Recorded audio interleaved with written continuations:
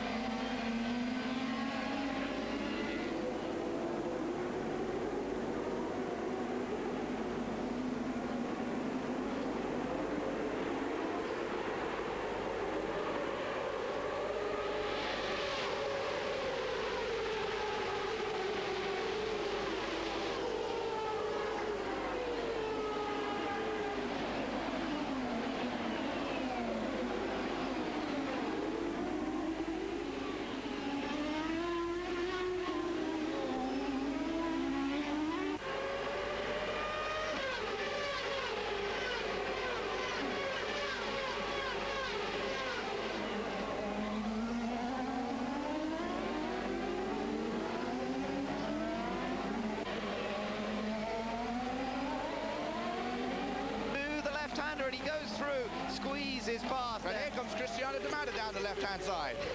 It's all change at the moment, isn't it? As they jockey for position out of turn number 4 and into the next chicane. The left-right at turn 5 and 6. And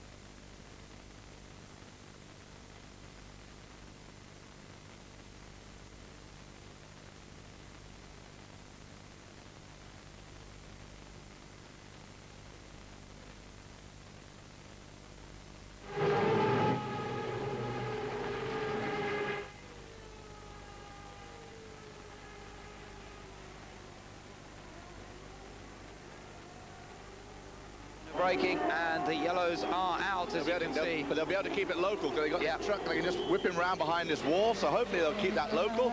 This history of this race is not great for yellows. They're normally, we do have full course, they're normally for short periods of time, and we don't normally have too many.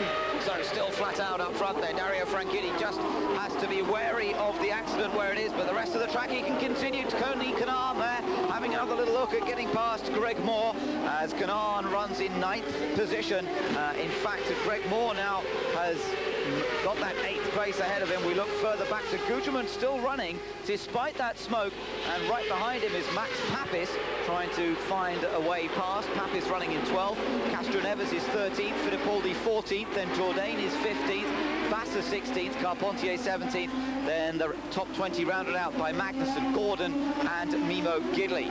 Up front, Dario Franchitti still doing a fine job, beginning to pull away a little bit. De Ferran has reported back to his pits. He said, got on the brakes, the car just turned right. So perhaps there was some problem with the car, and certainly the way it snatched away from Gilles de Ferran in that accident, it looked a little bit strange. But the main thing is, of course, De Ferran is okay. One other quick thing to point out, Alonso Jr. has come from 26th up to 21st. He's either flying by all these people, or there's been a big problem at the back, as Pruitt is not having problems at the front. Chasing down Dario Franchitti. Pruitt with the best qualifying effort for this Toyota. And you mentioned the word penultimate before, so I'll mention it again now, because this is Scott Pruitt's penultimate kart ride, as he will shift over to NASCAR for the year 2000. Yes, that's one of the big pieces of news between the Houston race and this one, is that Scott Pruitt is going to be in NASCAR next year, but with the same team that he's driving for here. Cal Wells is moving into NASCAR, the Arciero Wells team that Scott drives for here in Champ Cars. Well, he's going to move with the same team owner, Cal Wells, into NASCAR. But I have to say, he's doing a good job. Look at Tony Kanaan. Kanaan gets down the inside of Greg Moore, and that's a good move from Kanaan. He moves up into 8th place. He's been threatening that for several laps. Tony Kanaan's been making a good challenge and got by and made a couple of nice moves so far in this race. Obviously got a great car underneath him at the moment. So Franchitti's up front, Pruitt putting in a tremendous performance in that Toyota-powered car in 2nd. Paul Tracy holds on to 3rd.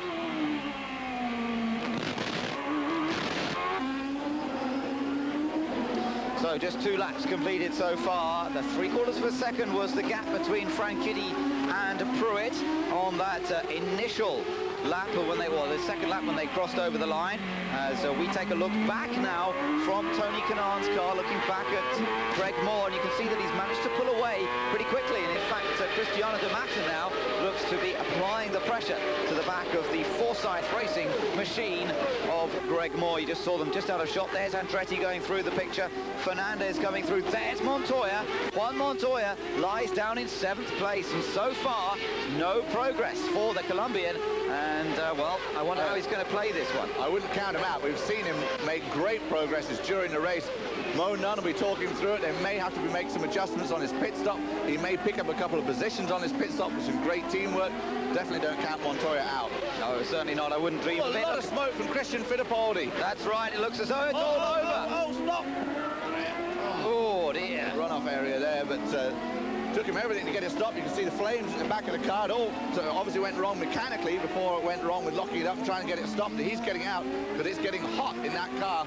Christian Fittipaldi, who loves coming to this race and loves Australia, loves to visit the area, just has not had the greatest of luck here at this race. No, he's right. Broke his leg here in 1997. Last year he came back with a 3rd place, so that was pretty impressive. But he certainly, although he sat out many races this year because of the accident he suffered at Gateway earlier this year, this will actually be his first non-finish as such of a race that he's entered. So of the 13 races he's competed in, he has only not completed 2 laps in those 13 races. Yeah, that's an amazing record for Fittipaldi.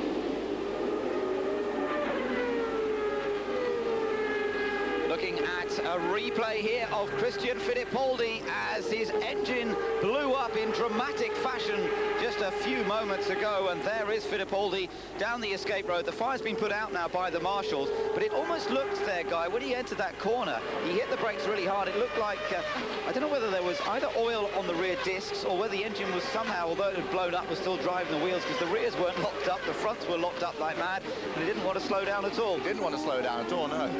So we're back to the battle up front now. Let's just remind you, Dario Franchitti is race leader. 4 laps have been completed by him. His advantage over Scott Pruitt was 1.1 seconds last time around, and last lap was pretty fast from Franchitti. He was some 0.3 of a second faster than Scott Pruitt on that last lap. So he's just beginning to pull away slightly. This is really where the battles are occurring. Look at this. He had the front brakes locked up, but the rears are still powering heavily. Yeah, the rears still seem to be turning, and really didn't seem to be slowing the car down that much. Now, whether the blown engine or transmission or whatever had gone on there, I mean, it could have been a transmission fault of some sort. It didn't seem to be allowing the rears to lock up. So very strange incident there as Fittipaldi went down the escape road. But what about this? Franchitti just beginning to pull away a bit now. Starting to pull away a bit from Scott Pruitt, which is going to help him build that buffer zone. Poor Tracy unable to catch Scott Pruitt at this point. But another important thing to see is that Tony Kanaan is gaining on Montoya, and we may see Tony Kanaan making a move on Montoya in just a second. Now we're hearing that Tracy might be picking up a black flag. Now that's interesting, because he's passing Herta at the start of the race. Now, of course, at the start of the race, remember, Herta dropped back. He didn't really keep pace with Dario Franchitti, and that perhaps is going to cause a penalty for Paul Tracy. Now, I can imagine there's going to be a lot of argument about that down there in the pit lane. Paul Tracy, I would bet that right now that is being argued over the radio with the officials, and they are probably going to, we haven't seen the black flag yet, but we're going to wait, and Tracy is going to stay out as long as he can to see if that decision is overruled, because the rule is you can't overtake before you get to the line, and he may have just picked him at the line, and that's where they're saying he shouldn't have overtaken. That's right, and remember, it was Tracy who was behind Herta, because Tracy was on the second row. It was Franchitti and Herta on the front row together, Pruitt and Tracy on the second row, and so that's really what they're looking at the moment. Barry Green is probably arguing quite heavily at this point against that. They'll probably wait and see, maybe they can see a replay before they can black flag him. As we look at one, Montoya on board, chasing down Michael Andretti. Here's a replay of the start. Let's take a look at the start again. Franchitti gets away very quickly. Pruitt goes past Herta, and Tracy going past Herta. By the time they get to the line, there's no doubt that Tracy is past Herta. But, well, interesting, that one. Of course, Pruitt was as well, but then Pruitt was on the other side. He was behind Dario Franchitti, so perhaps they can argue that Pruitt was just following the leader on that side of the grid, as it were. Meanwhile, look at this great battle between Montoya and Andretti. This is good close stuff. This is what we want to see. And Montoya down in 7th place now, really beginning to put a charge on Michael down towards the chicane. It's narrow down here. There's not much space. Montoya trying to go around the outside, and he does it. He goes around the outside of Andretti. Andretti certainly drove well there to give him the room, and now Kanaan trying to get past as well, and Andretti seems to have dropped off the pace in the last couple of laps. Well, this is last lap in particular, and what a great move that was from Montoya. Andretti has dropped off the pace a little bit, and that's why before I mentioned that Kanaan was catching up on Montoya, and the whole reason Kanaan was catching is because Montoya was getting stuck behind Andretti. Now he's got by Andretti, watch him go, and Kanaan knows that. That's why he's trying to make this move as quick as he can. And Montoya picks up another key position in that championship and on the points battle, keeping himself close to Dario Franchitti, with Dario in the lead. Kanaan again thinking about passing Michael, but it doesn't happen. And of course, Michael Andretti engaged in his own personal battle for 3rd place in the championship with Paul Tracy. At the moment, Michael lies in 4th place on 141 points. Let's just take another look at the start here. Franchitti and Pruitt getting away on that row, but of course Tracy dived out from behind Herta because Herta was so slow and moved into the other row, as it were. Tracy completely changed lanes, and moved over. Not convinced he's actually allowed to change lanes completely until after they get past that start-finish line. That's right, and I think that's what they're all arguing about at the moment. Then again, if Herta is so slow that it's going to hold him back that much, you could argue that he was going to hit Herta, and in fact, he came pretty close to it. You can see it was a very sudden jink to get out of the way. And that's why I'm amazed they even got a green flag after the controversy we've had the last couple of races, and that was long before the start line. Yes, does seem very odd. I agree. Now look at Tony Kanaan. Well, he thought about braking later, but Michael was very late in the brakes. Hit the curb hard there, though. Michael Andretti, that didn't lose him much time, though. That's pretty impressive. I thought that he was going to lose a fair bit by hitting it that hard, but around this track, it's part of the nature of this track that you really do run over the curbs. You do hit them hard. That's how you get a quick lap here, and exactly that. You can see that from Michael Andretti as we watch from these great onboard pictures with Tony Kanaan. But Andretti definitely holding up this little group of cars. 1 minute 39.0 was his last lap, and meanwhile Dario Franchitti a 1 minute 36.8 on that last lap as he continues to pull away. And the same from up front. The same for Montoya, who went by Michael Andretti that last lap. He did a 1:36.2, so 3 seconds. Big difference. That's right. Well, it was a great move of Montoya, but as I say, Andretti gave him the place in the end. He could easily have made contact with Montoya, but it wouldn't have done them any good, neither of them any good. Fairly brave passing manoeuvre from Montoya, given the championship situation, of course. He put himself in a position where Andretti could have knocked him off, and that could have left Franchitti out in front to earn a maximum score, and could have potentially have left Montoya with nothing. There is Montermini. He's just being pushed back into the fray. That's good news. So that, again, no full course caution. Andrea Montermini in the Eagle chassis, and strong rumours at the moment, Guy, that this car, the Eagle, may have Ford power next year. Ford power next year is a big rumour, which is quite strange because Dan Gurney has been with Toyota for so many years and won a lot of championships with Toyota. But if they do get the Ford, and this Eagle chassis is supposed to be very good, I think they could be very competitive in the year 2000. Also potential of using Firestone tyres as opposed to the Goodyears. Here's a replay of what happened to Montermini. Well, he was already spinning as he came into the camera's view and stopped right on the apex. Now, just as well that... how did Hattori gets through there? Unbelievable. He just rolled that fraction enough to be able to avoid it, but you can see he was almost expecting to be hit at that point. 8 laps have been completed. Franchitti just pulling away slightly up front.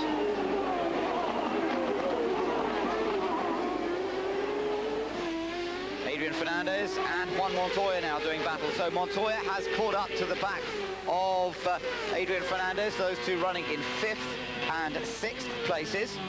And no doubt about Montoya's pace, as you mentioned, he did a 1 minute 36.24 that last lap, and I do believe that's the fastest lap of the race we've seen so far there, guys. So Montoya really beginning to charge here.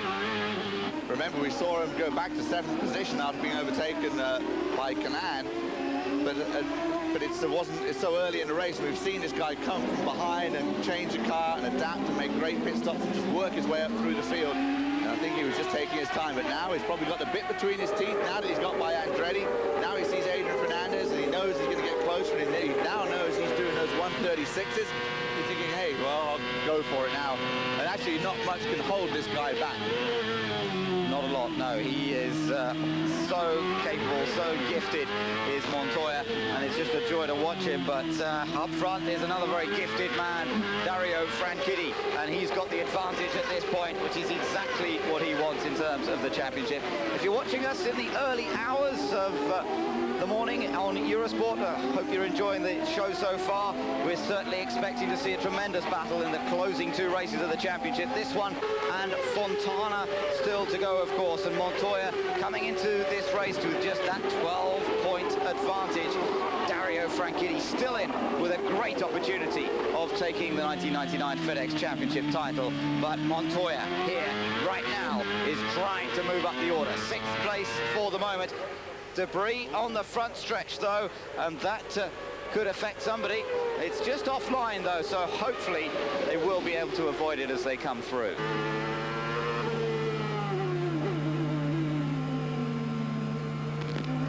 On board with Adrian Fernandez, his mirrors being filled at the moment by Juan Montoya as these two battle over 5th position. Dario Franchitti up front has now completed 9 laps. His advantage over Scott Pruitt actually hasn't extended much. I thought he was beginning to pull away, but on that last lap, Pruitt put in a faster lap than Franchitti, and so the gap between the top two still only 1.1 seconds. Tracy is in 3rd, then Herta is in 4th place, and there we see in 5th fifth place. This man, Adrian Fernandez, still struggling with that damaged wrist, remember, and by having to bang it over the curbs here in Australia, he's finding it a bit tough this weekend. By all reports, Adrian is getting beaten up pretty badly in the car. By the way, the fact that you do have to run over these curbs, and of course that just shudders the wheel, the steering wheel, and his wrist, which still is in a car, not a cast, but like a support, and he is getting beaten up. You can see there, as you see his hands, that wasn't over one of the chicanes, but when he runs over the curbs, you'll just see how much shake and bounce there is.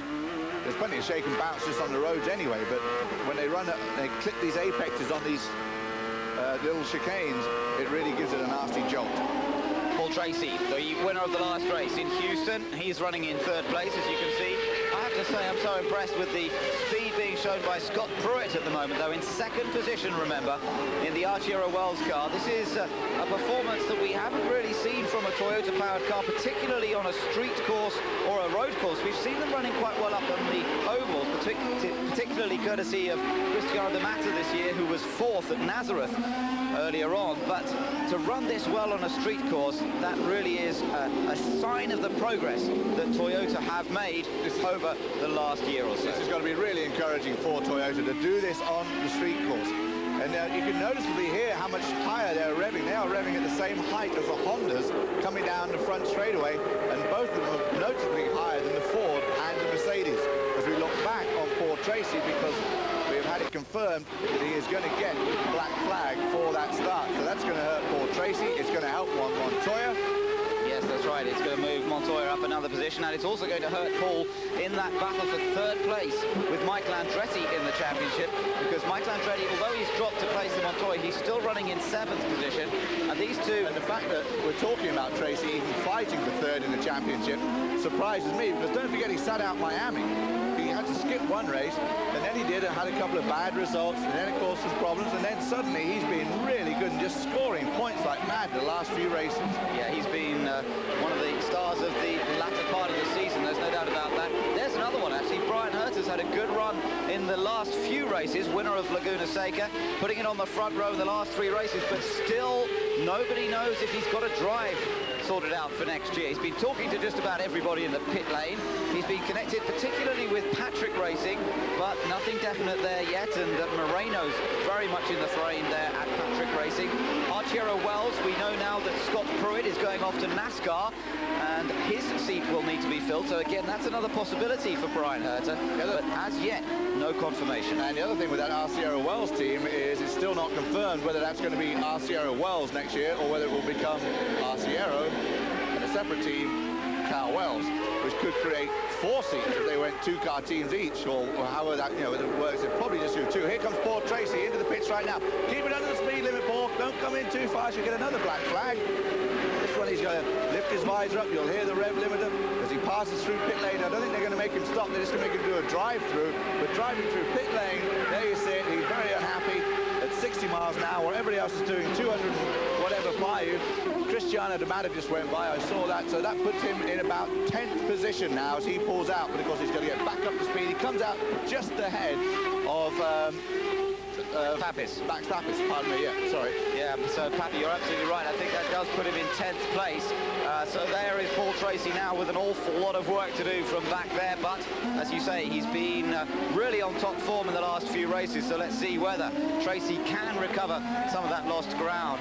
Sadly, we don't have the radio communication with Paul Tracy this weekend. I would have quite liked to have listened to that. That would have been an interesting conversation. But amazing that he only lost 7 positions in a slow drive-through in pit lane, which of course is the fastest part of the track for the other guys. And a fairly early part of the race. Only 12 laps completed. Franchitti up front, Pruitt second, Herta in third, Fernandez fourth.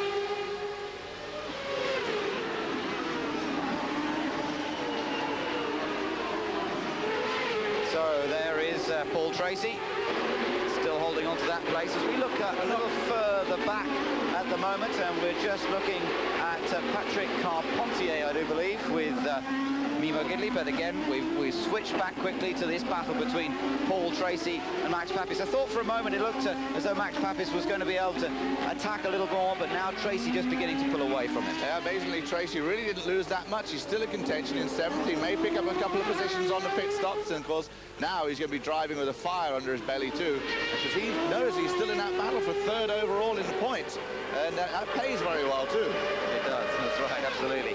Up front, though, it is Franchitti who's chasing the maximum score here this weekend. He's already got the bonus point for pole. There's another bonus point for leading most laps, but more importantly than that, there's the 20 points on offer for winning the race. Last year, he came close to winning this race in a battle with Alex Zanardi that lasted throughout the entire race distance. Franchitti had the early advantage. He started on pole. He led the early part of the race. Zanardi got in front on the pit stops. Again, Zanardi just doing it beautifully, closing up behind Franchitti before the first pit stop, getting slightly better service in the pits, coming out in front, and then after that, although Franchitti got close on several occasions, he never quite found a way past. But it is a track that Franchitti enjoys. He loves being out in Australia. He can get a decent cup of tea here. He loves being in Australia. Absolutely, and he is out in front at the moment. Pruitt in 2nd place, and now, of course, it's this man, Brian Herter, who's in 3rd. But you mentioned Franchitti. We've never had a repeat winner here at the Australian race, but we've also only had 2 guys get their first wins here at Australia, John Andretti and Nigel Mansell.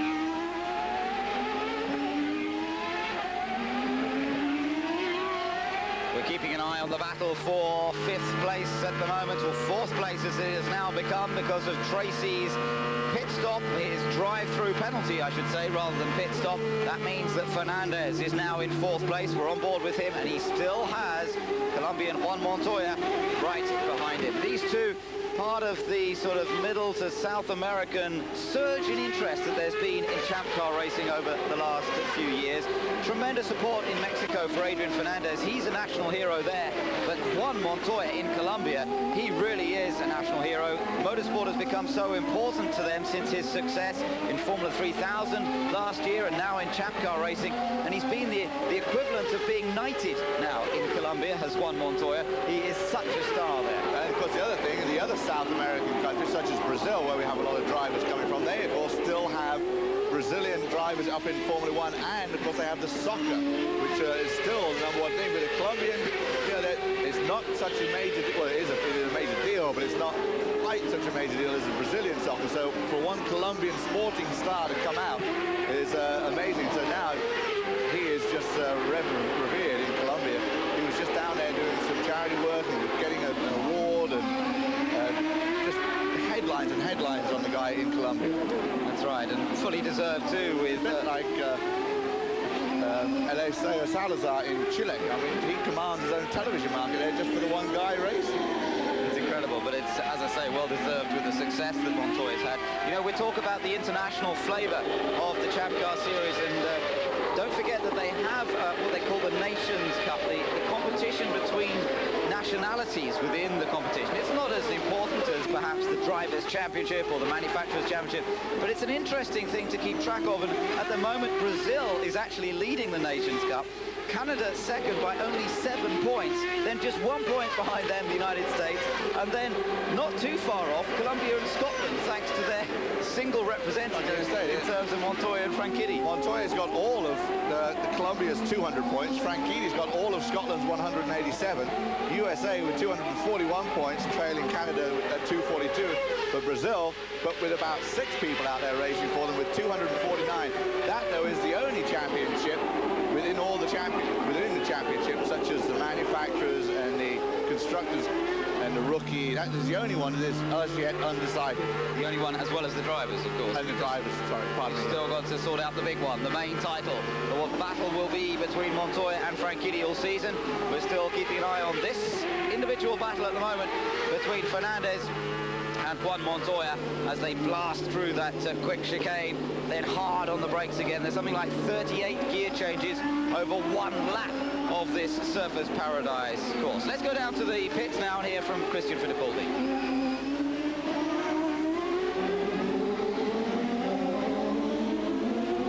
We'll be just picking up in just just a second. He's talking to one of the card officials at the moment, I think, or it might have been one of the Ford guys. Let's hear from him.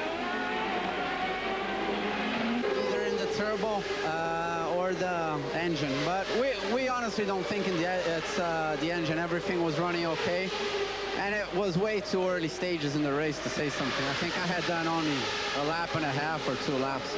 Well, we appreciate your time. Thank you. Thank you.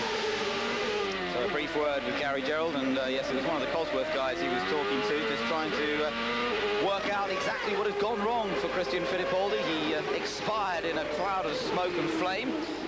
Fortunately, no other problems, but yes, very early in this race. There is his teammate, Michael Andretti, still going. He's running in 6th place. He dropped that position to Montoya, and it looked then as though he was going to lose several more, but he stayed there. Stayed there, and he's actually increased his gap over Tony Kanaan, who has now dropped back, getting close to the graph of Greg Moore. So maybe Tony Kanaan's had a slight problem.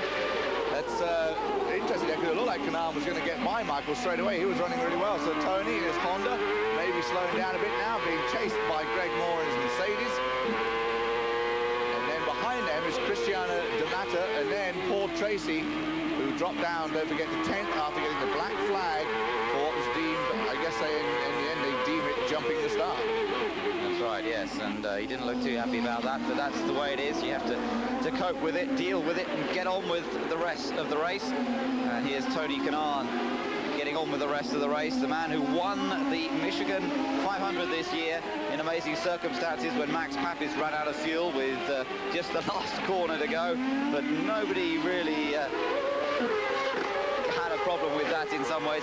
Everybody was sad for Max, but so delighted to see Tony win a race in his 2nd season now of Champ Cars, and a very popular man in the paddock here at the moment, holding on to 7th position as he's just completed another lap. That's 17 laps in the books, and I think to a certain extent the reason that we're seeing some drivers dropping back a little bit, holding back, is we've had no full course cautions in this race yet, and fuel consumption is a concern here. They do need to watch the fuel figures.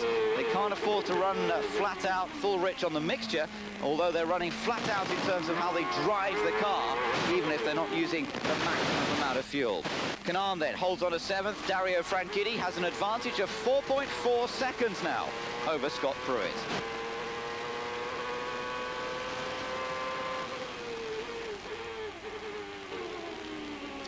Continuing around the lap with Tony Kanaan, good opportunity for us to watch the onboard view here and to really see how much use they make of the curbs.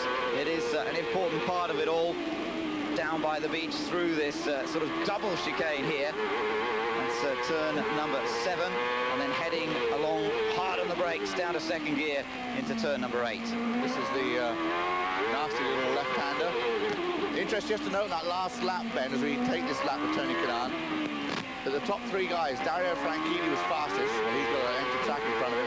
2nd fastest was Juan Montoya, battling for the championship, and 3rd fastest was Paul Tracy, trying to come back up through the field after that penalty. And Tony Kanaan is having a good lap right now, running very quick here, running down the main straightaway, the Pacific Highway, past the pit area there, and then down into that first chicane, down through the gears. There you see Moore right behind him. Back up through the gears, coming up on the 2nd chicane, turn number 2. Great onboard pictures, aren't they? Again, you can really just see the amount of work involved at this track, and once again, you can see the huge crowd that line either side of this track as we take a left down View Avenue.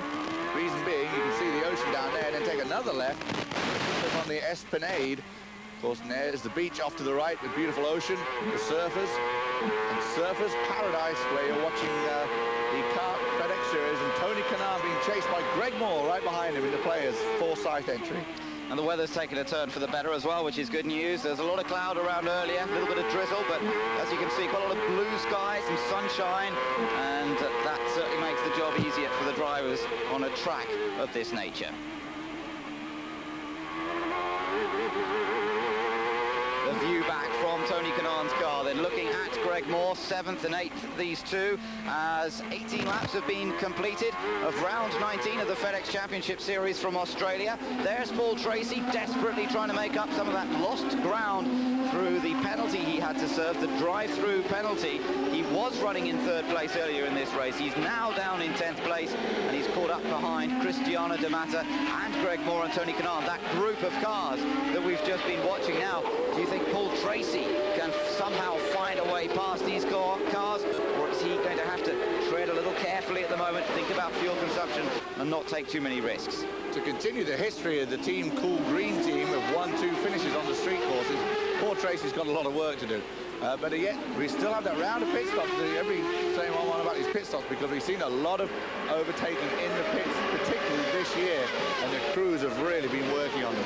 You're looking at how far behind the leader he has been over the last few laps. As you saw, he kept it fairly steady. In fact, you can see he was lapping at about the same lap time as Franchitti, but that was until he got caught up behind this lot. And now, of course, he's having to lap at much their pace until he can find a way past, and therefore he is now dropping away in terms of time from race leader Dario Franchitti. Has a little look to the middle of the road, but no serious attempt to overtake at the moment. And still Tony Kanaan leads this bunch. There he is in the McDonald's car. The very familiar colours behind him. The Forsyth entry of Greg Moore.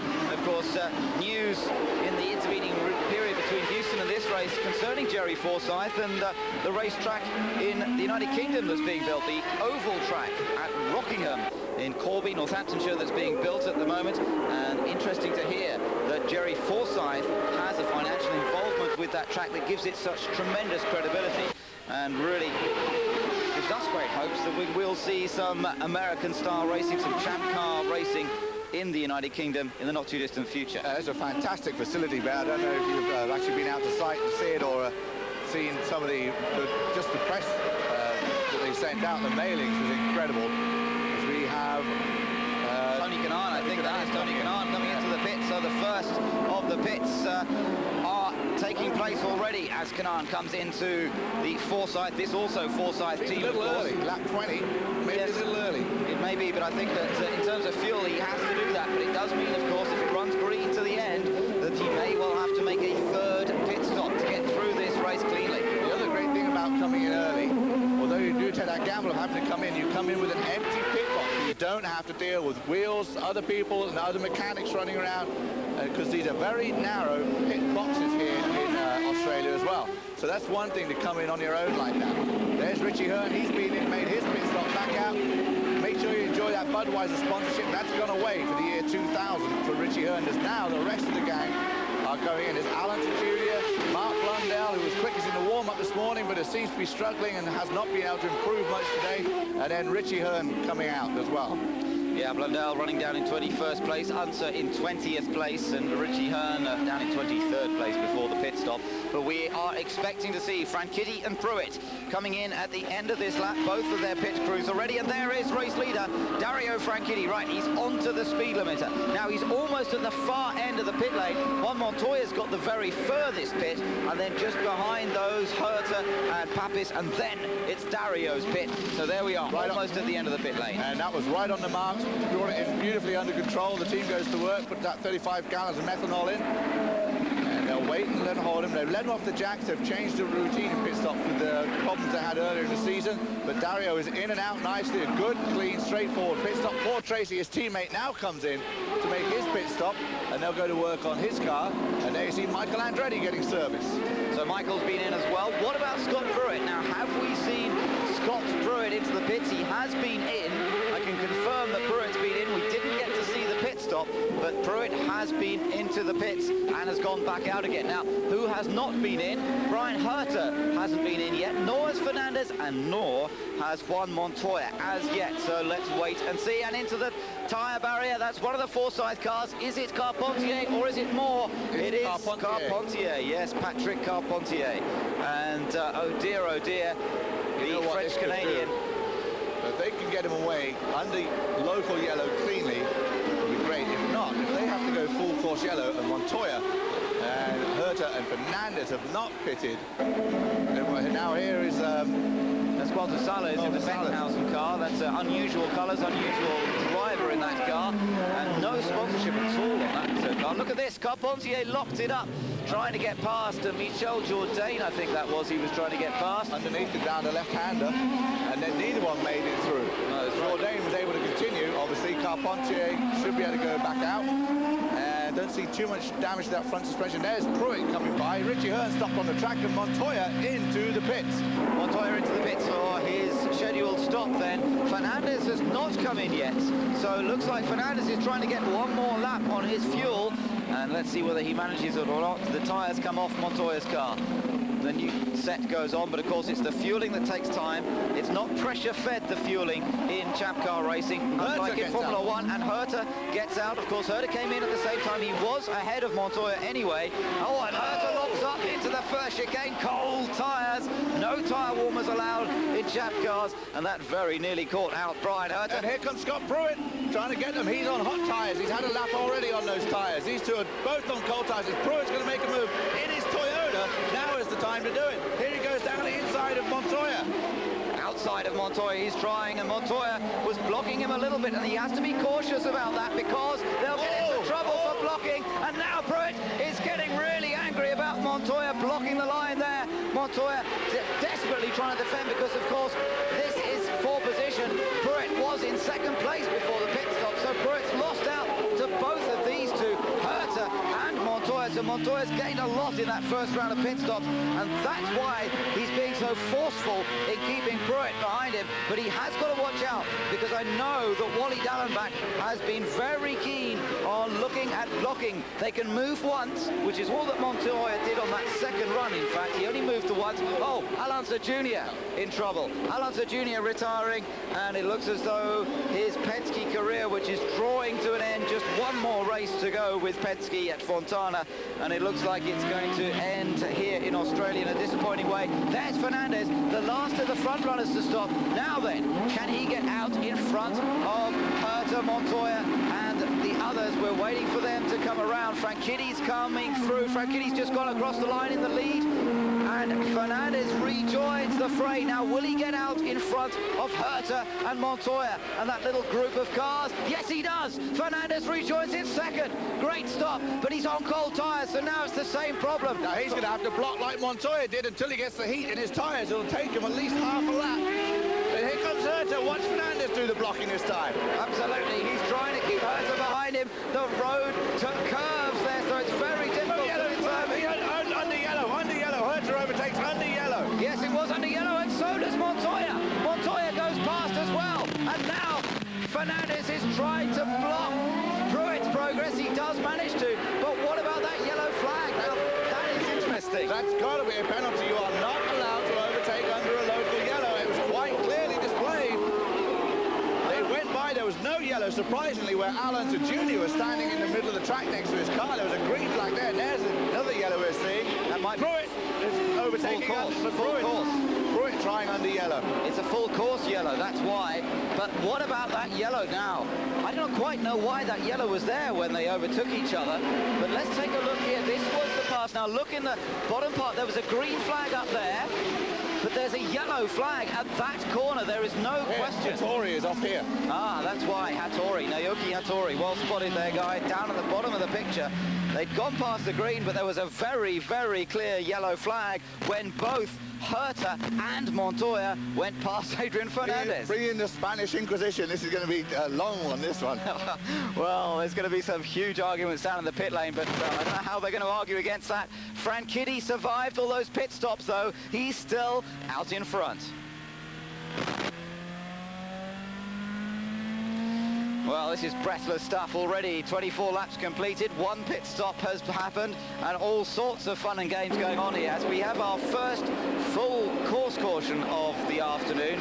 Dario Franchitti leads this race and is so far out of the trouble that everyone else seems to be getting themselves into behind, because Brian Herta and Juan Montoya went past Adrian Fernandez where there was a yellow flag. Montoya followed Brian Herta. Herta was the one to go past Fernandez. Fernandez was busy trying to keep them behind as he rejoined after his pit stop. And, well, that I'm sure is going to see some penalties being handed out over the next few laps. Of course, the penalties cannot be taken or won't be taken until the course goes green anyway, because if it's a drive-through penalty, there's not not a great deal of point in giving it under yellow because you won't lose much. So they wait until the track goes green before imposing the penalty. What they might do, just to make it simple on everyone, look at the lead Franchitti had there.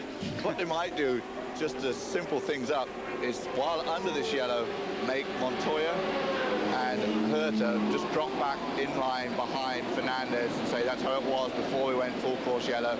Maybe you didn't see the yellow, maybe you didn't. I mean, that might be one way of doing it. Normally, for overtaking under the yellow, there's a drive-through penalty through the pit lane, or you get a time penalty. But they definitely overtook under yellow. As we take a look on board of Richie Hearn, whose day is done down in Australia. Short day for him. He made his pit stop. He pulled out off the pits. Went out and did about half a lap and then just pulled the car to a halt. Then Hattori had his problems. Then Alonso Jr. had his problem, making one of his last races for Roger Penske. And then Hattori brought out, well, with all those cars out there, it brought out the full course yellow. So fun and games indeed, and lots of retirements early in this race. The onboard picture with Juan Montoya going slowly because the pace car still out on track. 24 laps have been completed, and the picture breaking up a little bit, but generally it's been showing us well. Now, here's what happened on the pit-in, pit-out situation. Franchitti went in the lead, he's come out in the lead, but behind him it's all changed. Pruitt was second, he's now fifth. Herta was third, moved up to second, but that was after he passed Fernandez, remember? And we still think that that looked as though it was under yellow flags. We haven't heard anything yet as to any penalty that might be imposed. Montoya moved up from fifth to third. So if things stay as they are, Montoya gained hugely there and now lies just with one car between himself and Franchitti. But what is going to happen about any potential penalties, we're yet to find out. And Montoya had that terrific block, which I think will be allowed because it was one consistent move. He didn't go one way, then back across the other side of the track. And it was just enough to hold Pruitt off, just enough for another couple of 100 yards to get enough heat in his tyres so they would be warm, because he was coming out of the pits. Pruitt had made his pit stop. There is Al Unser Jr., who has announced that he will go with Rick Gallis in year 2000 and race in the Indy 500 and possibly race in a couple of NASCAR events, including the Daytona 500. But he has said that that is confirmed because Rick Gallis, he won the Indy 500 with him back in 1992. So let's go down to the pits now. Started making some really loud noises in second gear particularly, which you use almost every turn here. And I could see some smoke coming out the back, so maybe leaking gearbox oil, and then finally it just destroyed itself. Now let's talk about Toyota. Scott Pruitt's up there running strongly in second place. You were running well this weekend. What has changed? Well, these guys have done a really good job, especially at TRD. They've worked all year and gotten the motor better and better each time we go out. And right now the engine is power-wise, it's right up there. It has a handicap in its size a little bit, but right now it's a pretty quick motor. We're not losing anybody on the straights, that's for sure. All right, sorry you didn't get to use it longer. Thank you. A wonderful overhead view here of the track at Surface Paradise. You can see just how it goes right alongside the beach. You couldn't be any closer without being in the sea itself. And it is a tremendous place to come and watch. Always tremendous crowds. We've got about over 90,000 people expected to be here today. There were some 95,000 on race day last year. And in fact, they've just announced that an extension in the contract as well, that this race will be on the calendar until at least 2003. They haven't mentioned, though, when on the calendar it will be. I think it may end up going back to being a spring race, but good news to the year 2003. Yes, it's a popular circuit, this, not only with the spectators, but with the drivers as well. Dario Franchitti is our race leader, but we're still under caution.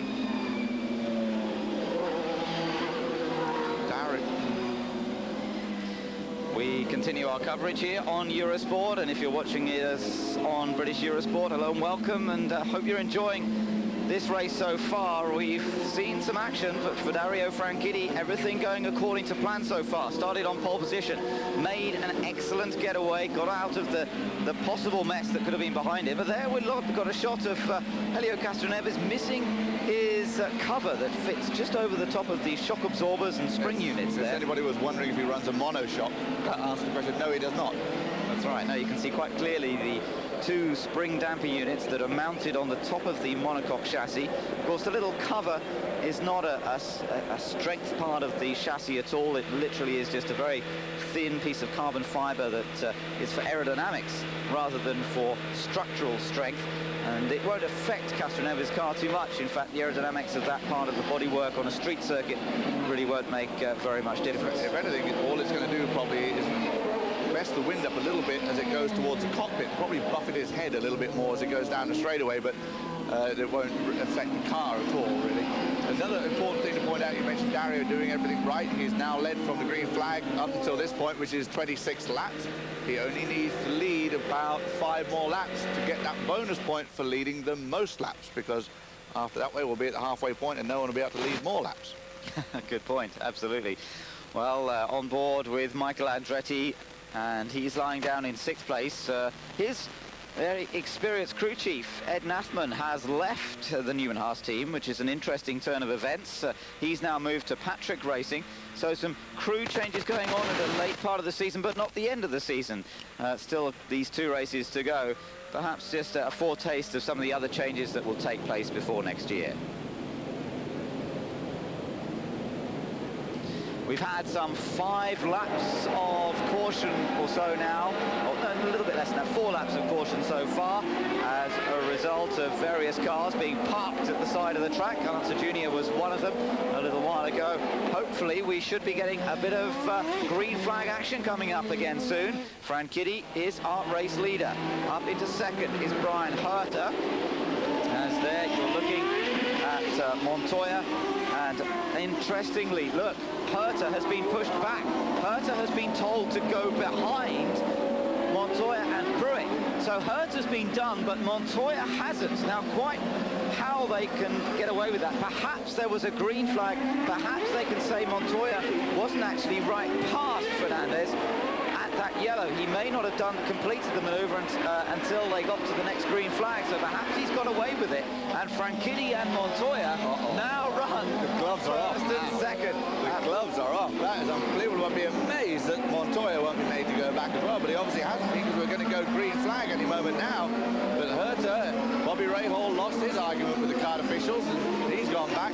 Chip Ganassi obviously won his. And his man, Juan Montoya, will start right behind Dario Franchitti. Identical cars, but the Team Cool Green cars seem to perform a little bit better on the street courses. We'll find out now as we go green flag on lap number 27 here in Australia.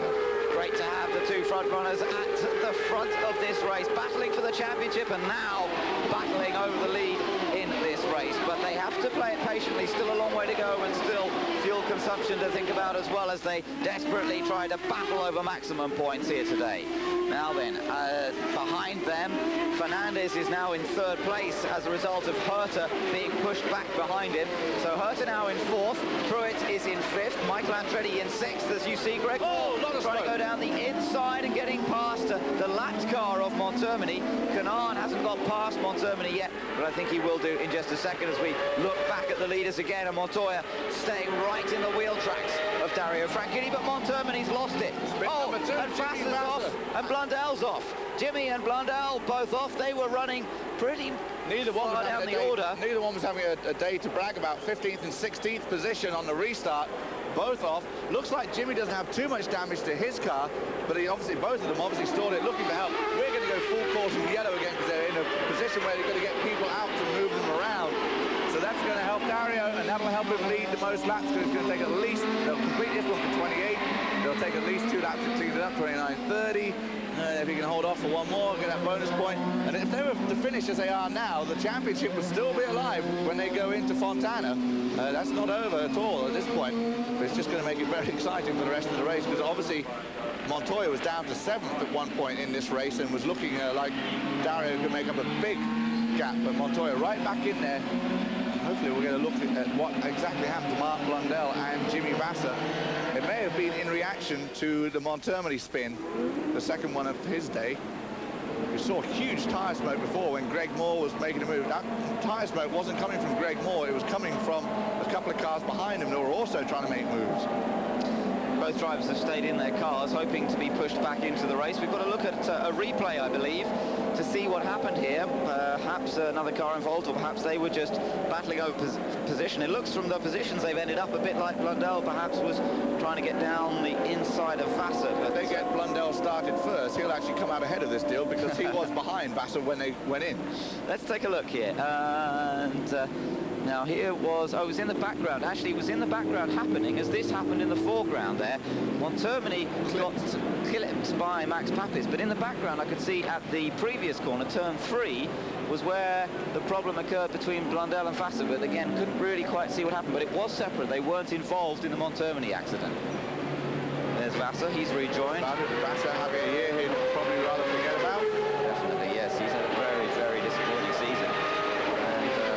It's got to be even more disappointing when your teammate is winning everything. Yes, and he's had quite a few non-finishes, which in the past has been almost unheard of for Vassar and Team Ganassi. Dario Franchitti, still race leader.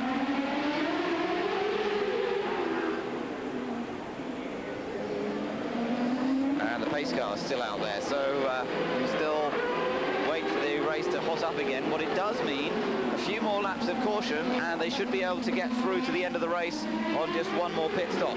Early in this race, we had no cautions. They had to make their pit stops on laps 20, 21. Some pushed it to lap 22. Now, if you're trying to split, if you're trying to split 65 laps into 3 parts, which is what they need to do to make it a 2 pit stop race, they were going to be very marginal. But now they've run a number of laps under yellow flag, and that could just give them the leeway that they are looking for to be able to make it on one more stop.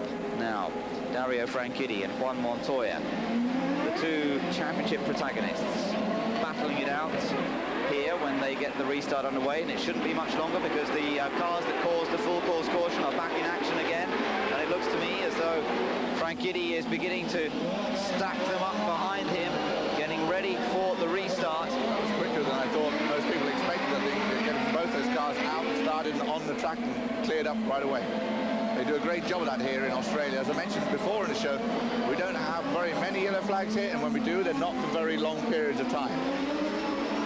Everybody now in single file, and that's the way they have to stay on the restarts. Remember, no side-by-side as they do at the start. And out of the final corner and accelerating away, Dario Franchitti is going to set them off again as he completes 29 laps now. Montoya is right behind him in 2nd place. Fernandez in 3rd. Herta is in 4th place. Pruitt, Andretti and Tracy, who gained some places in that first round of pit stops, he is in 7th place, as once again Franchitti and Montoya begin to pull away from Adrian Fernandez. The green flag has waved in, and the action up front continues between Franchitti and Montoya as we look down the rest of the field to see that they've all made it through that first chicane safely on the restart. 36 laps still to go. Franchitti the advantage over Montoya. Fernandez lying in 3rd place, and now we wait to see how people make progress. Fernandez in 3rd, Herta right behind him, and Herta of course was the man who had to go back behind him after overtaking Fernandez under yellow flags.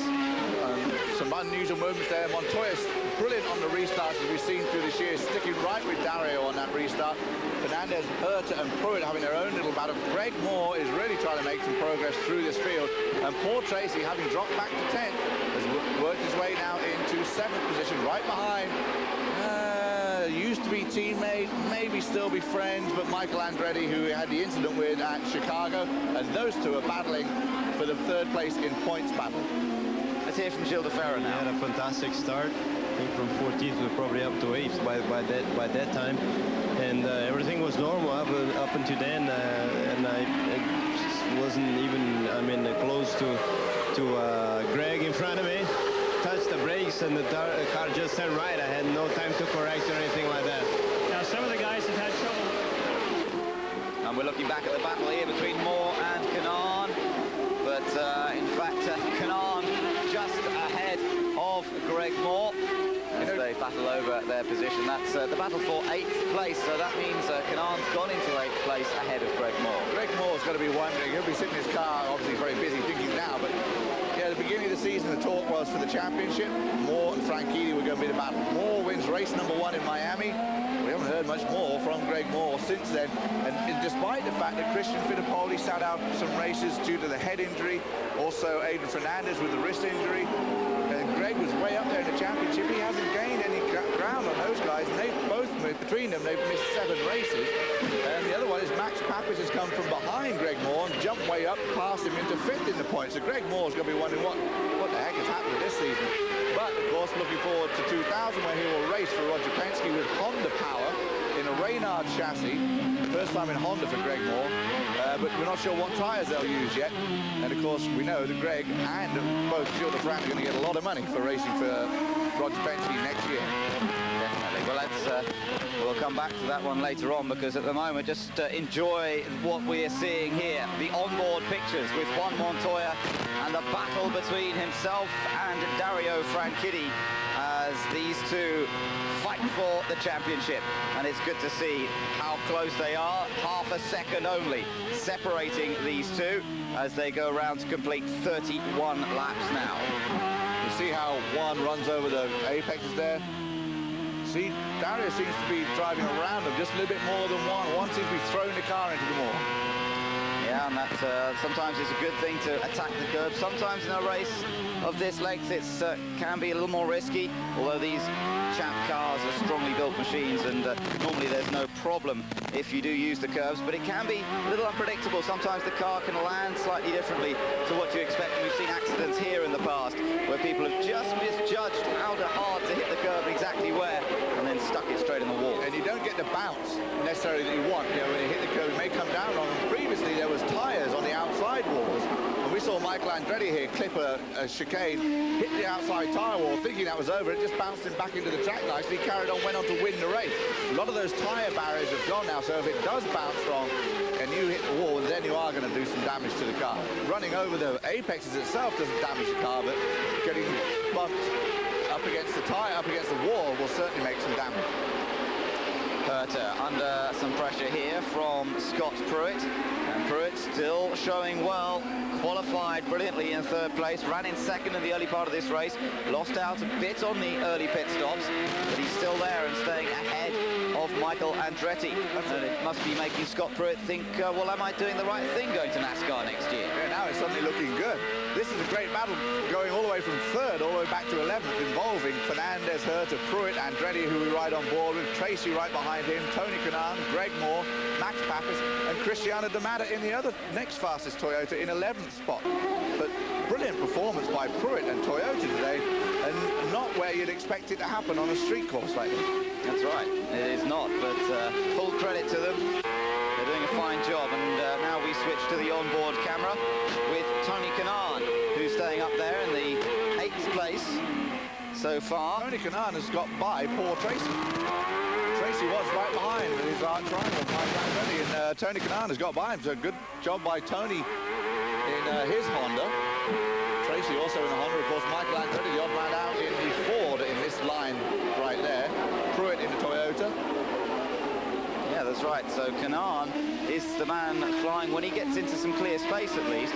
Franchitti and Montoya are both lapping in the 1 minute 36 second bracket, but this lot are nearly 2 seconds a lap slower, 1 minute 38.13, as they all bottle up a bit behind Adrian Fernandez, and therefore the two leaders are able to just get away a bit. And I think that's, again, perhaps Fernandez keeping an eye on fuel economy. He's driving flat out, but he's got the fuel mixture leaned off a little bit, I think, and that's how he managed to stretch it a bit longer in the first stint of the race, and he's trying to do much the same in this second part. There we're looking at Paul Tracy, 7th place for him in spite of that drive-through penalty suffered earlier on in this race. So don't count Tracy out of this one yet. The winner from Houston, who... Kanaan looking at Andretti. Yeah, he was close, wasn't he? At the end of the straightaway, it's going to be the move. Well, he's the least going to have a look. So Tony getting on very good, and you going back to Paul. Yeah, making up for lost ground, sticking right in this battle. Coming off that win in Houston, he is battling for Michael Andretti for 3rd in the points championship. And talking of points, Dario Franchitti has clinched the bonus point for leading the most laps.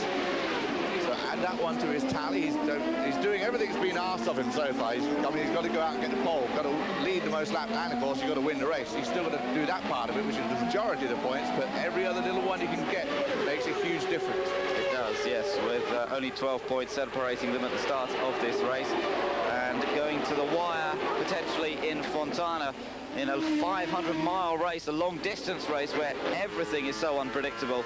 No matter how fast you are, reliability plays such a big part, and just a little bit of luck, not getting tied up in the accidents, also plays a huge part. On board with Adrian Fernandez here now, the man with the damaged wrist, who's doing such a good job lying in third place and managing to hold everybody behind him. Let's just ride on board for a second here and take a look around the track and listen to the work that that Ford Cosworth engine is doing.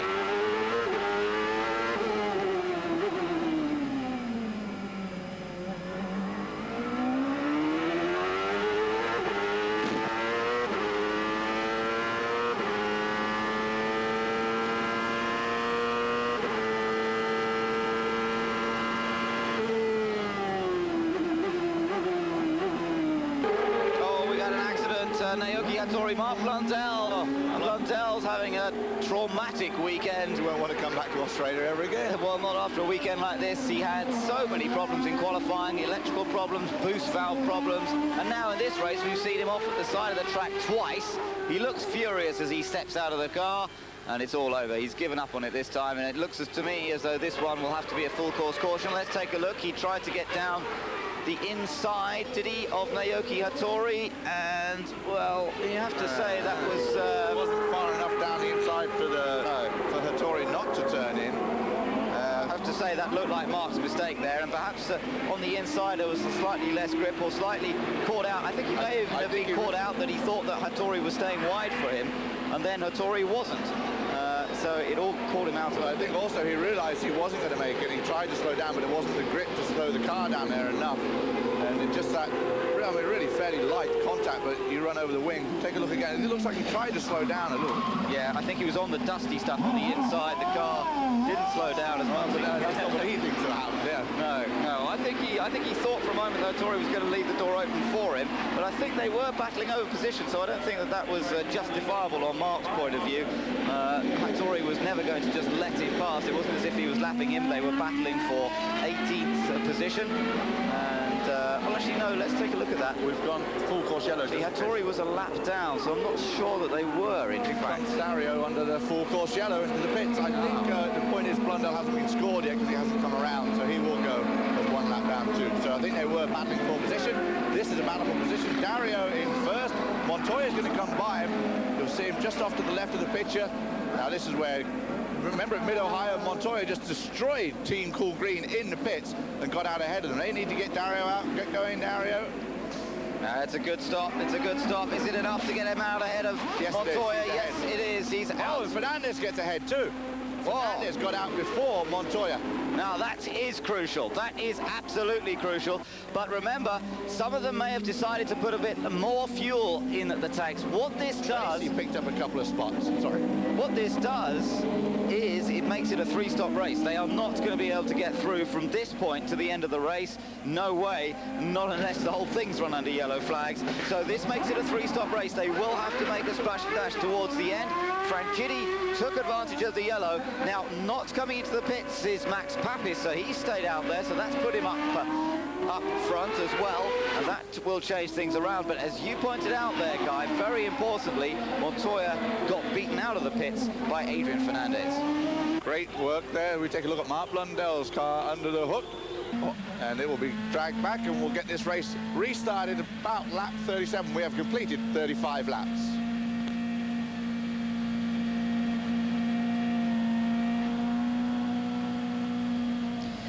So we look back from on board Montoya's car. Now there, in fact, is the new race leader. It's not Franchitti because Papis did not stop. That's right. He decided to stay out there. Did you see how dirty the rear wing of Max Papis' car is? It should be white, and it was covered in oil more so than any of the other guys, which would lead me to think either he followed someone that had oil problems or he's got something of his own problem. I think it's following. I noticed that Penske, the Penske of Alonso Jr. was looking very black as well, even when it retired very early in the race. I think there must have been somebody earlier in the race down near the back, perhaps, who was jumping out on the muck. May well have been, actually, yes, it may well have been Maurizio Guterman, who had smoke pouring from his car very early in this race and disappeared quite early on as well out of the event. We've seen a lot of retirements in this race, more mechanical retirements than we've seen for quite a long time. Quite surprised at the level of non-finishes we've seen so far. Yeah, we actually only have 18 cars still running. That 18th car is one lap down. Just to update you who is out, obviously Blundell, as we've just seen for the incident involving Hattori also out. Castro Neves, we saw he had the cover to his springs was missing, but that wasn't why he's out. We're not sure why he's out. Al Jr. out, Richie Hearn, Patrick Carpentier is gone, Mimo Gidley is gone, and a couple of others are out as well.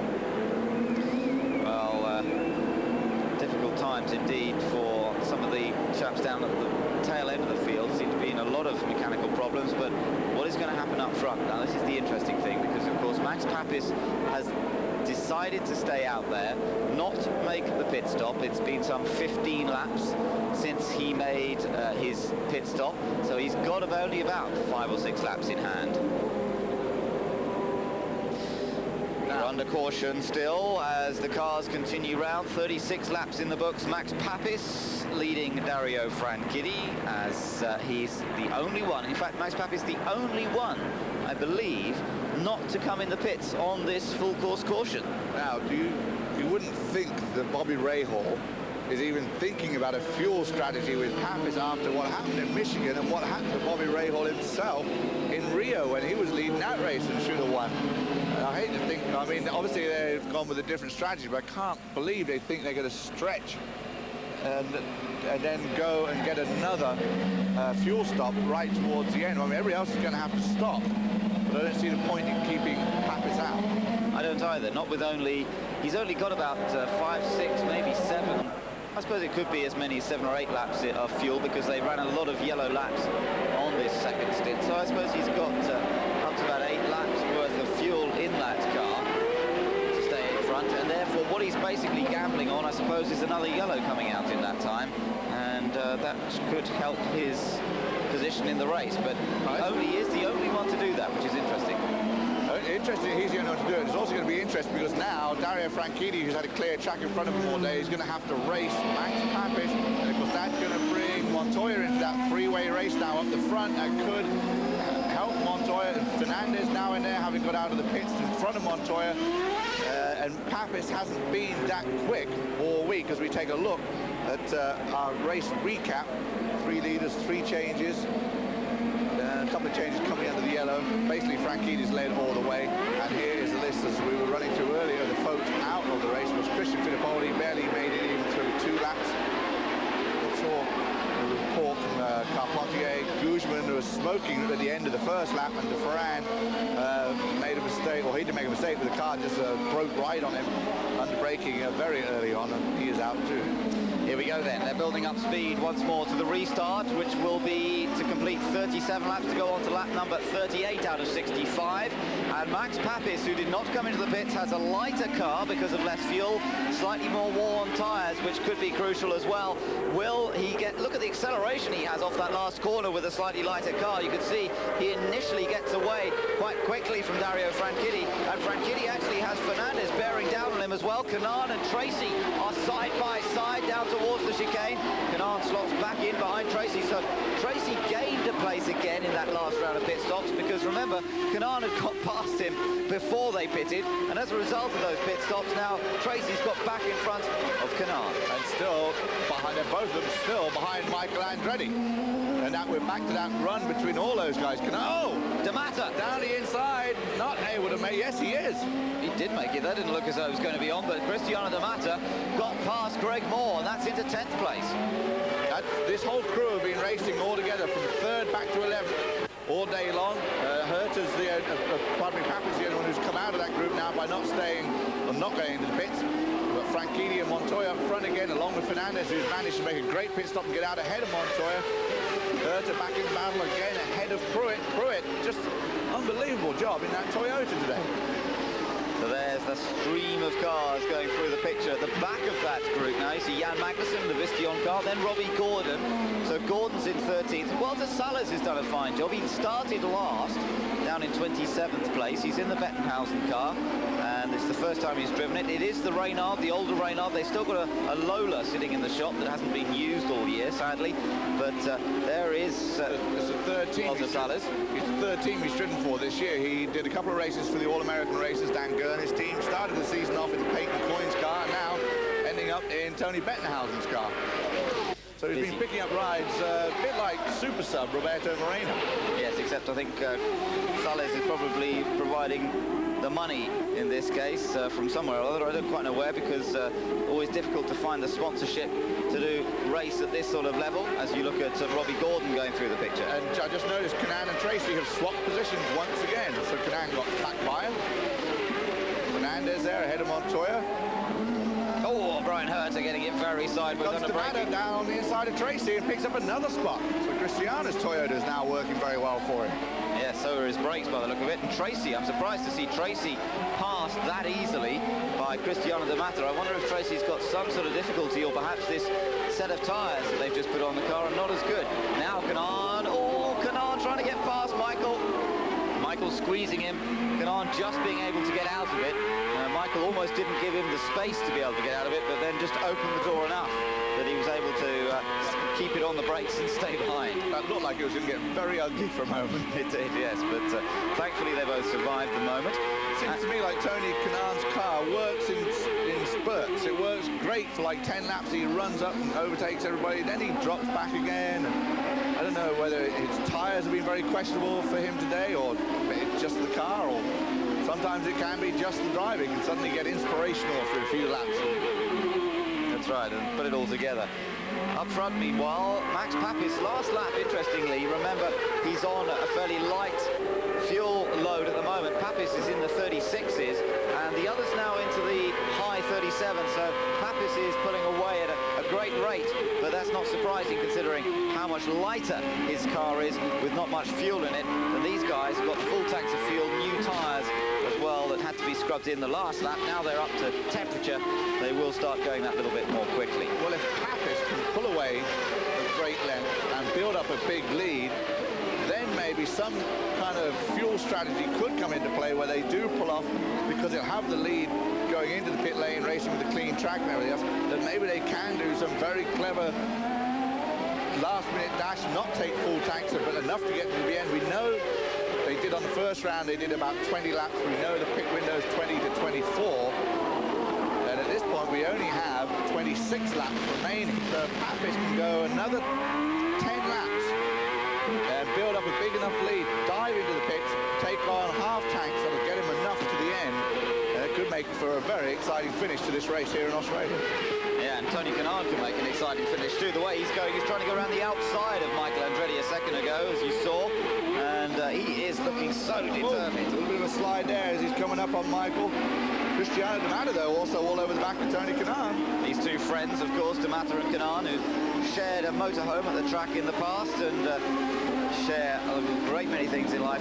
Very good buddies indeed. And now Kanaan really breathing down the neck of Michael Andretti. Andretti doesn't seem to be able to maintain the pace quite so easily as some of the others. And now here again, Kanaan picking up the slipstream. It's so difficult to find a route past here. It's so narrow coming down towards the first chicane, and that little bit of a curve in the road too makes it so difficult to get alongside somebody, and that's the problem that Tony's having. Now down into the second chicane.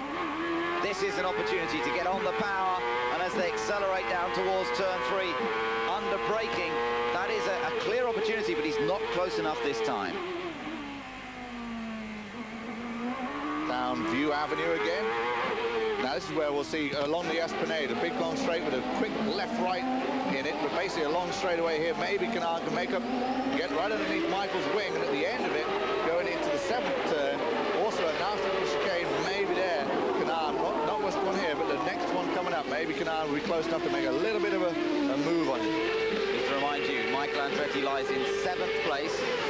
So Kanaan 8th, D'Amato 9th, Tracy back to 10th, then Greg Moore 11th, Magnussen in 12th, 13th for Gordon, 14th for Vuelta. Sales, who was one of the fastest across the line on that last lap, which was interesting. That is top speed across the line. Papis was fastest, Franchitti was second fastest.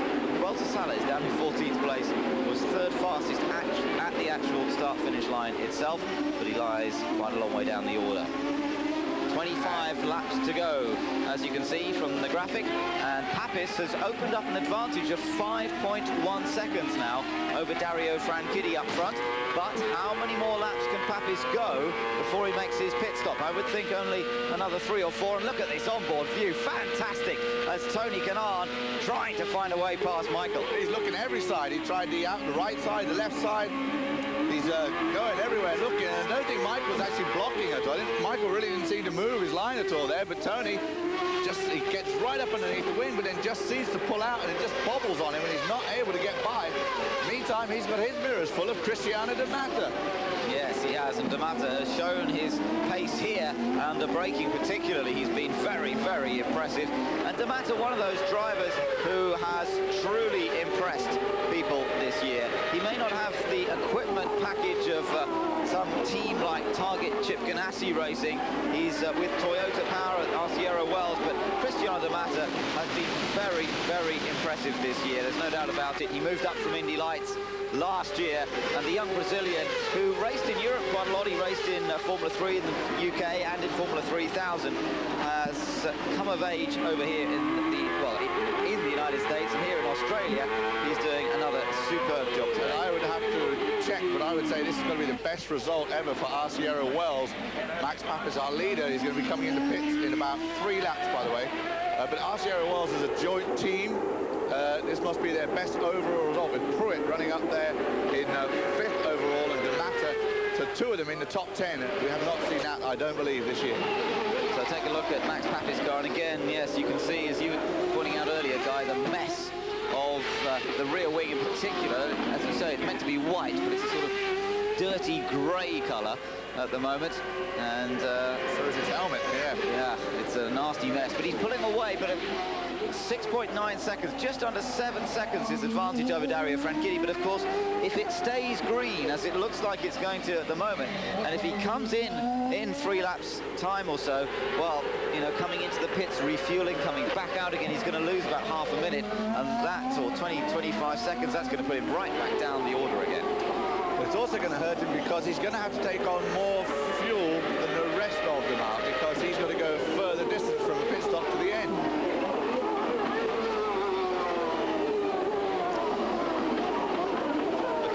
Tracy farther down the order, there's Greg Moore and Jan Magnussen. Magnussen was running extremely well in the early part of the Houston race, ran up in 4th position. Unfortunately, it didn't end up that way, but nonetheless, he's doing another professional job here, sitting in behind Greg Moore.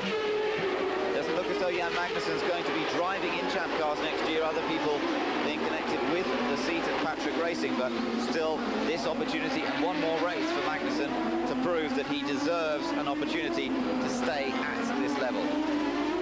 No doubt plenty of opportunities in sports car racing as well, where he's been extremely successful, particularly for the Panos team in sports cars. And I'm sure that Jan Magnussen will have plenty of opportunities, but as it looks at the moment, doesn't look as though he's going to be in the Champ Car Series in the year 2000. Great view from above there. Kanaan again with Michael Andretti. Michael just seems to have bigger brakes than him, or something. Tony's just unable to get by him. He's quick. Their lap times, of course, are identical for these guys. I think he would be faster, though, don't you, if he got past, if he could actually get past Michael, the potential that Tony's shown over a number of laps now. I'm sure that if he could just find that space, he would be able to pull away. I think once he got by, he would pull away. He's running out of time now to get by, and of course, they're losing a little bit of time to Scott Pruitt ahead of them up in, who's dropped the position to Brian Herter now. Pruitt was running 5th, Herter has got by him. But still, Arciero Wells with 2 cars in the top 10 at this point. There you see Scott Pruitt, Michael Andretti, Tony Kanaan with his McDonald's, Cristiano De Mata, and then in the back of that picture you saw poor Tracy, who's now gone back to 10th position. Well, this racetrack has witnessed some tremendous races over the years. Nigel Mansell was the rookie winner in 1993 when he came into the series from Formula One as the reigning Formula One world champion. He came into the series 1993, took pole position and took the race win as well. A remarkable race it was too, but managed to hold on to take the win, running out of fuel across the line after having a puncture, or thought he had a puncture, made an extra pit stop. It was a real up and down race and a true gritty Mansell performance to take the win.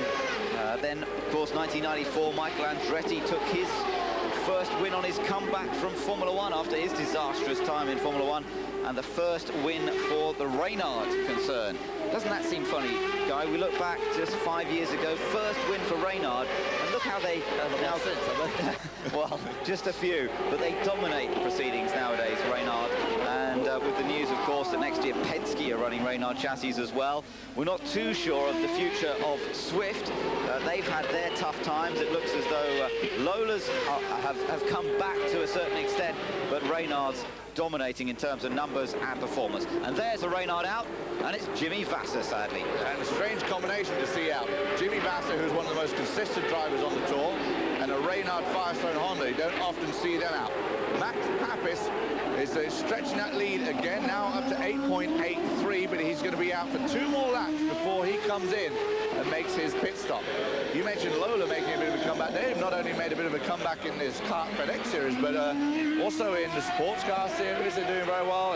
And talking of developments and new chassis for the Indy Light, Lola's doing very well. Whether Swift comes back will be interesting. Well, the lead Swift in this race, Michael Andretti, that's lying in 7th place. Local yellow only for this car of Jimmy Vasser. That's good news. So Max Papis can blast through the chicane safely. His advantage up to nearly 9 seconds now over Dario Franchitti, but his stop is going to drop him way down the order. Let's just take a look at a replay here of Jimmy. Well, the car had blown up. That was the problem. So he kept out of the way, offline, and then simply drove down the escape road.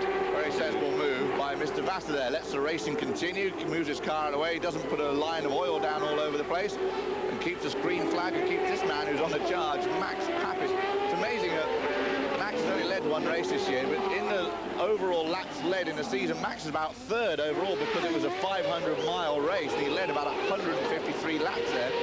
And now adding to that tally, he's now led about 11 laps at this point. Yes, I think it is about 11 laps that he's led. He lies in 5th place in the championship now, Guy. In fact, the last few races have boosted his championship quite a lot because he was 4th in Houston, had his best ever result of 3rd place at Laguna Seca in the race before that. Had a bad time in Vancouver, but he was 4th in Chicago, 5th at Mid-Ohio before that. So he's put together a string of good results, but yet to take his first win. He saw Brian Herter, his teammate, win in Laguna Seca.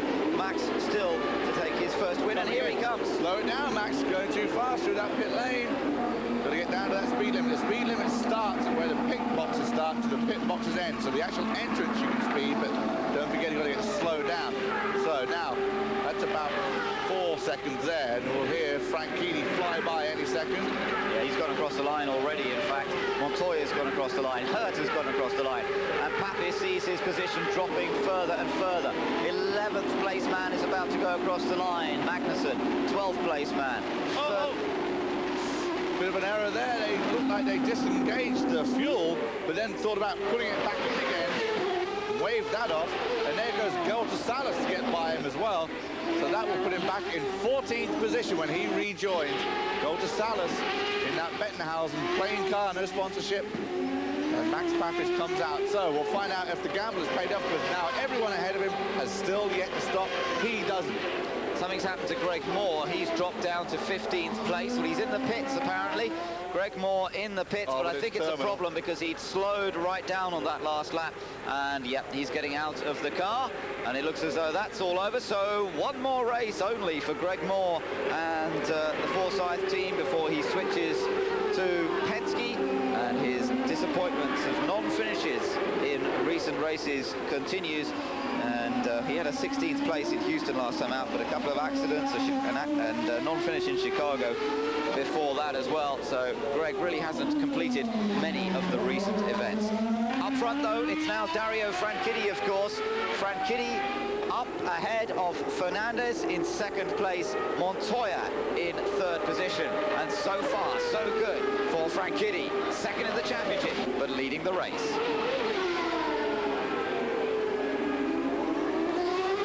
Back to the action.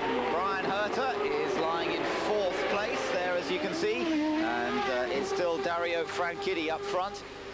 36.06, 1 minute 36.06 was his last lap. Fernandez some 5 seconds behind him. There is Fernandez, and he's got Montoya right behind. And we still have some 18 laps to go in this race. 18 laps to go, and we will see one pit stop during that time. So race on track, race in the pits. It's all still to happen here. They're all going to be very short pit stops, so very quick pit stops. And I wonder if even some of these guys have got tyres that will hold out. They won't have to do a tyre change and maybe just do a splash of fuel to get them through to the end. Although the fuel takes longer on the full pit stop to fill it up with full tanks, but they don't need full tanks. I don't see anybody gamble and go away. Of course, the closest battle on the track continues to be Andretti and Tony Kanaan, that continuing for 6th and 7th position, but this one is definitely getting closer between Adrian Fernandez and Montoya. Montoya pulled out, had a little bit of a look there. Now that would have been a brave place. Now remember, he can't really afford to crash into Fernandez or anyone else for that matter. He needs points to stay with Franchitti.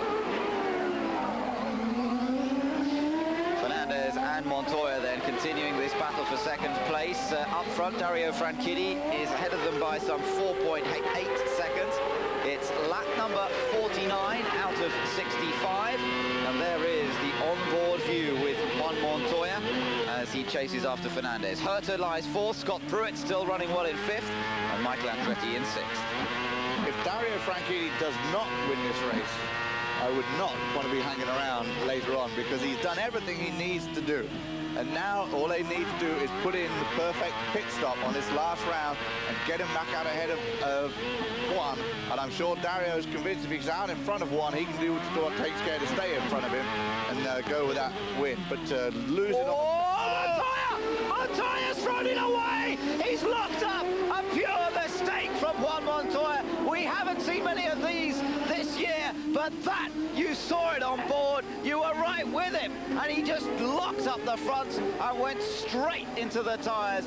Now, I think that was a pure mistake, unless something happened at the back of the car that we hadn't seen. But Montoya just appeared to lose it under braking and went straight out, and the championship suddenly has taken a complete reversal. And if it stays like it is now, Franchitti will be leading when they go to the final race at Fontana. That is a huge, huge moment there with Montoya. As you mentioned, no mistakes all season. A couple of bobbles here and there, but that, and we can only assume it was a mistake unless it did something, let go at the back.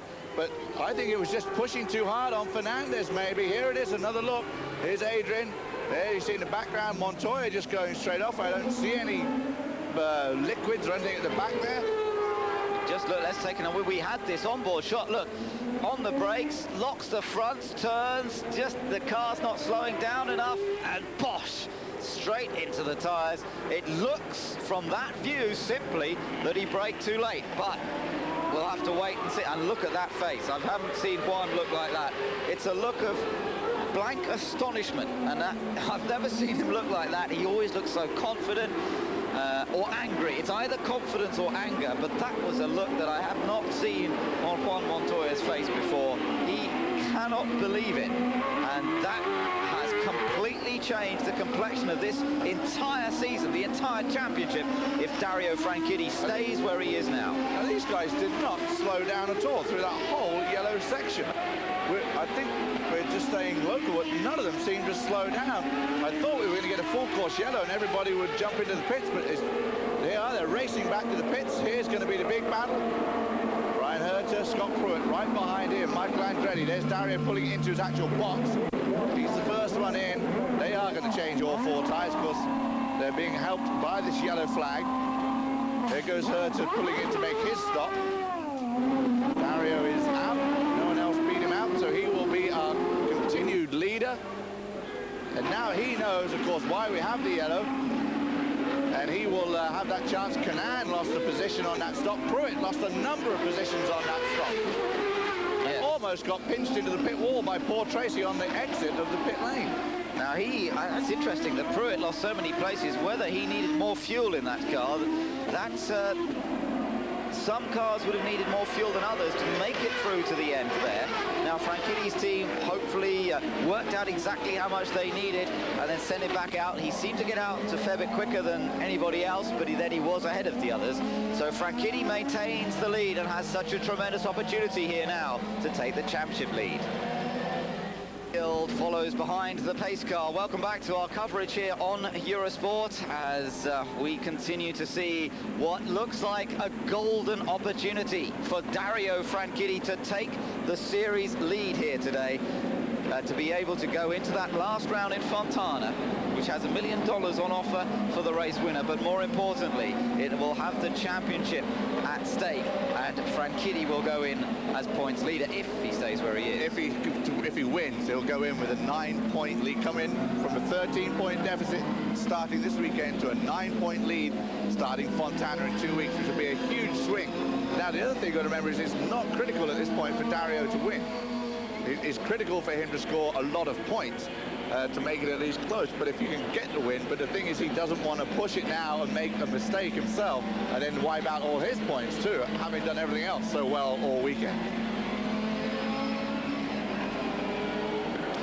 15 laps remain here at Surfers Paradise in a race that has perhaps seen a change in the entire championship balance. Juan Montoya crashing out in his chase of second position. He was lying in third at that point before he went off. Let's take a look at what happened. Here he was chasing after Adrian Fernandez. Let's listen. Bang! Straight into the tyres. In fact, we weren't listening to the soundtrack from his car at that point, but Montoya out of the action. No points here today, but Franchitti still leads. Now, if they finish where they are now, Franchitti will, as you say, Guy, have a 9-point advantage going into that final race in Fontana in California, where the whole thing will be settled over at the 500-mile race. You know what's very interesting on that replay footage we saw there is the instant that Montoya made contact with that tyre barrier, his right hand goes down to the gear shifter and he's immediately looking for reverse. He hadn't even thought of giving up at that point. Then he must have had a second look and seen some damage or something, but I mean the actual contact had barely even finished and he's searching for reverse to pull out of there and get going again. Amazing. I mean, he certainly hadn't given up. No, he hadn't. See, he is not somebody who gives up at all. He is a true racer in the right mould, and he's got a great future ahead of him. But he's going to take his time walking back to the Ganassi pit, though, I would imagine. Well, yes, I mean, there's been reports that communications over the radio between Ganassi and Montoya have been somewhat strained, shall we say, over this weekend anyway. People who've been listening in saying that Ganassi's been making some very pointed remarks to Juan Montoya, and I should think, as you say, the relationship won't be bettered by that little incident there.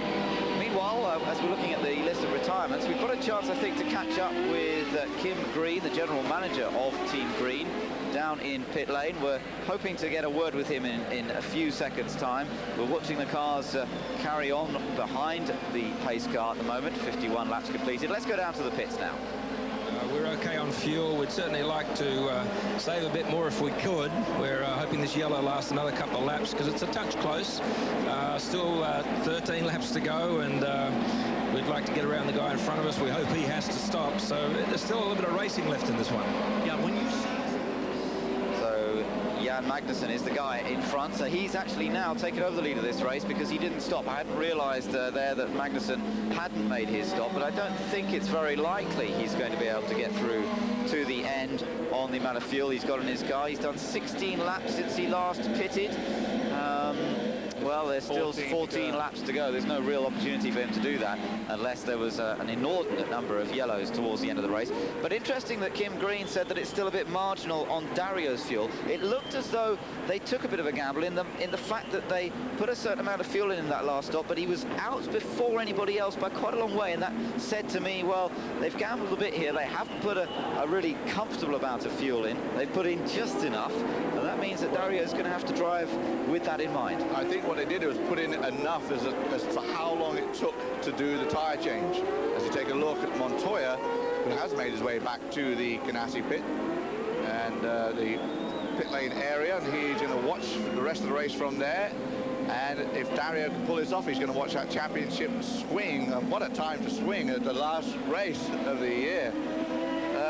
Because the other problem is Franchitti's got to worry now that Magnussen doesn't decide to get racy, and Magnussen thinks that maybe he's got a chance to win this race, because really he hasn't, because he's going to run out of fuel if he goes all the way.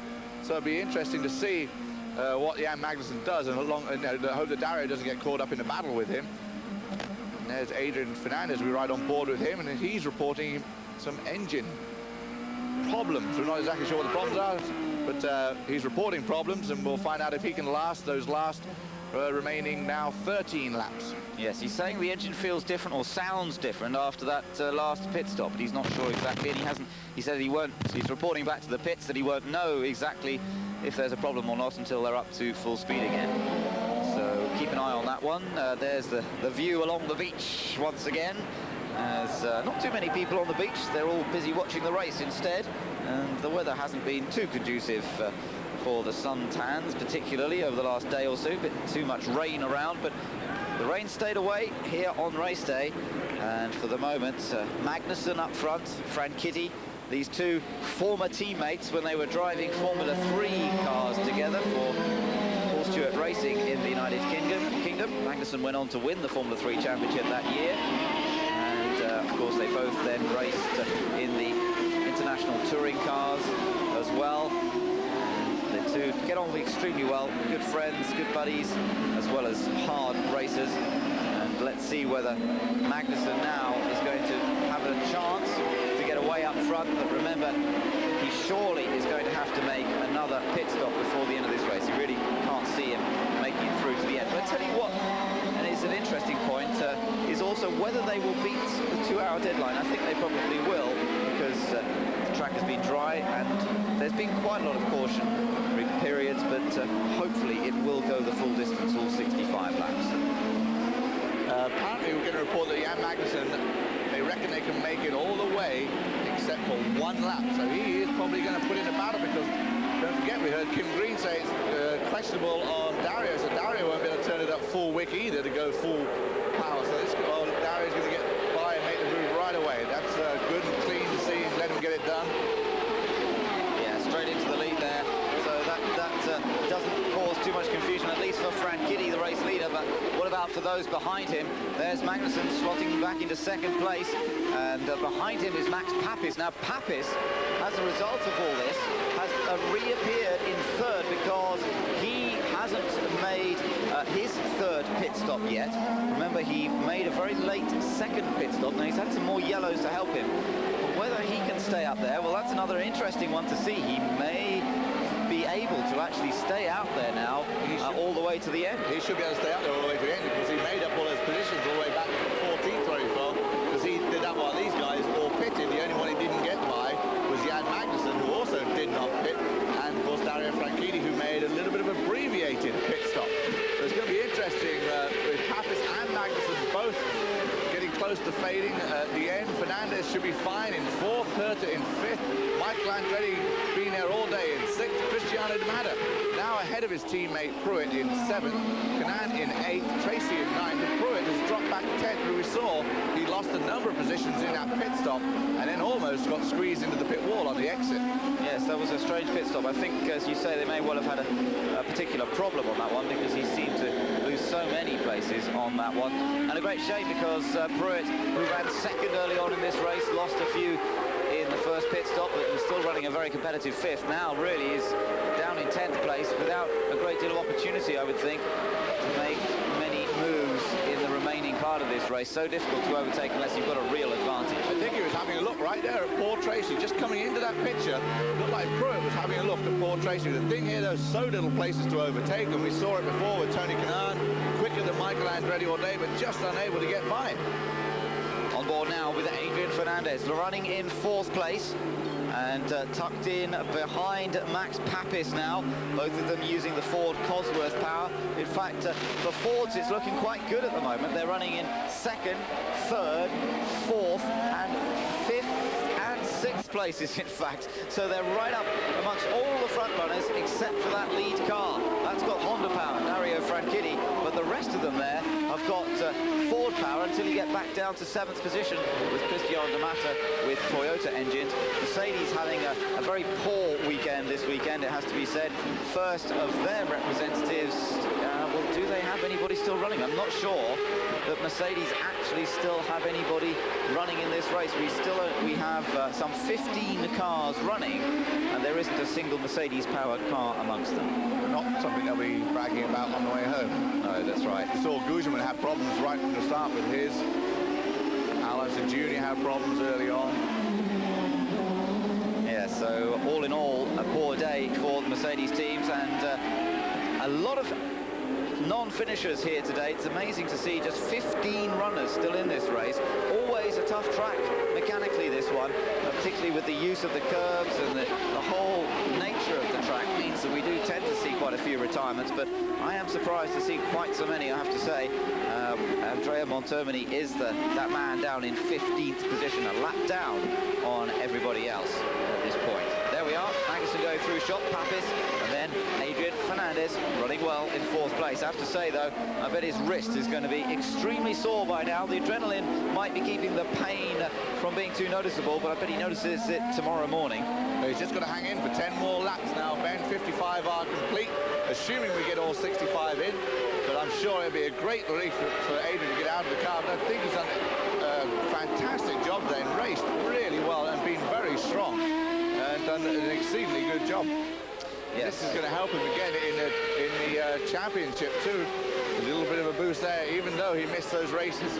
Yeah, still lies in 7th place on the series and 106 points, just 1 point behind Fittipaldi.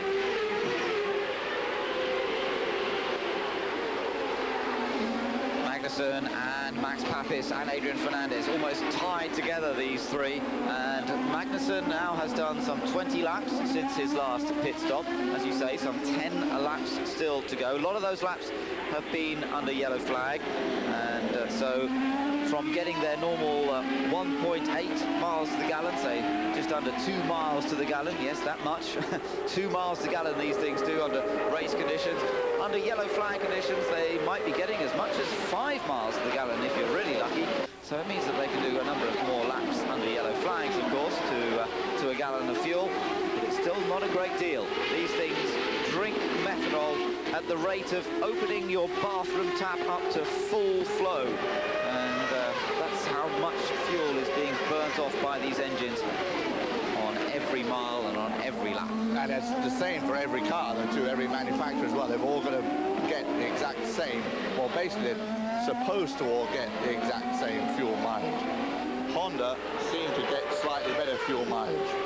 Although Ford, I have to say this year, Guy, Ford have really come back strongly at them in terms of fuel mileage, and we've seen a number of races this year where Ford have been in just as good a shape as Honda, and Roberto Moreno particularly was able to make use of that when he was driving for Newman Haas earlier this year. And in fact, we even saw it earlier in this race when Fernandez was the one to push it furthest on that first pit stop. And you mentioned Ford, and then they, so far, the rumours have already started for next year. Sounds like Ford is going to be the motor to have in the year 2000. They've taken something like 15 pounds out of it, added about another 20 horsepower. It's been tested already, and they apparently, everyone is just fantastically pleased with the new Ford engine for next year. Yes, it bodes well. Even from the very first test that they did with it, they were very happy indeed. And they reckon, as you say, they were already getting more power than from the existing engine. And as we've seen this year, this existing engine has been right up there. The development they've done has worked well. Look at this, Tony Kanaan and Michael Andretti, this battle which has been going on all afternoon, and still Kanaan can't get alongside Andretti.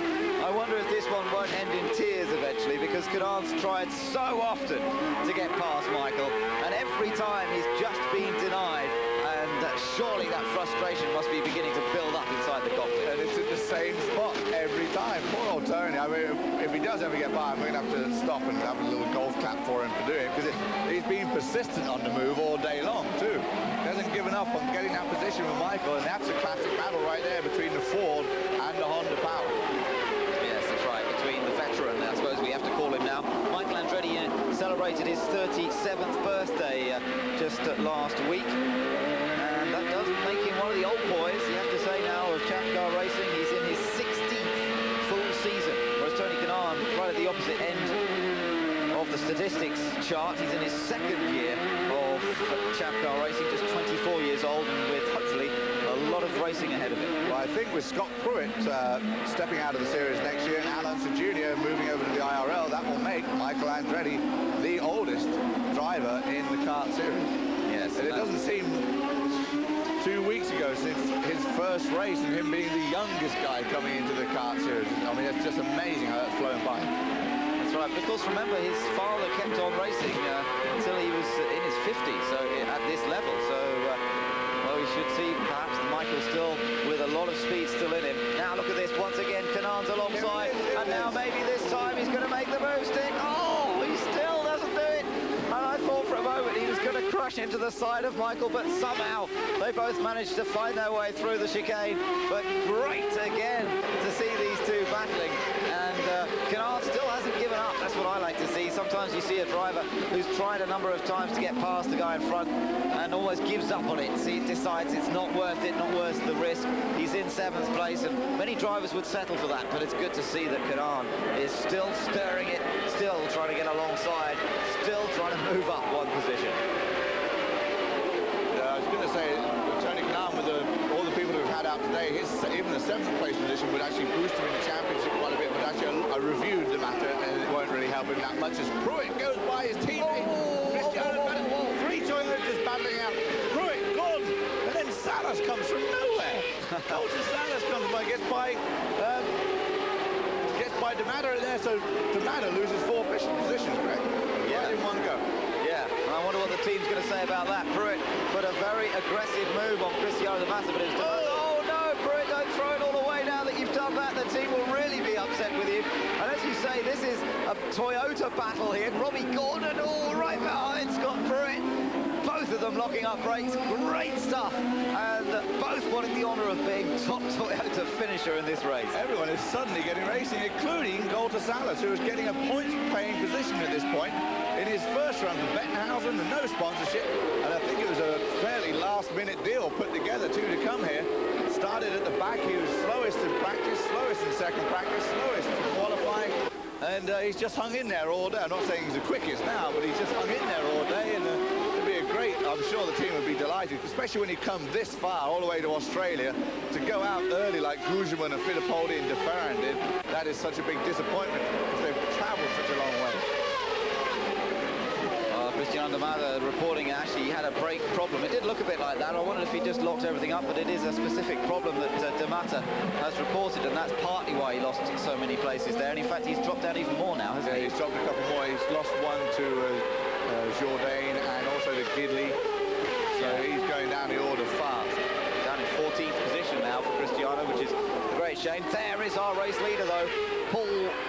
Dario Franchitti up front and in lead by 2.8 seconds over Jan Magnussen. And Magnussen still under attack from Max Papis.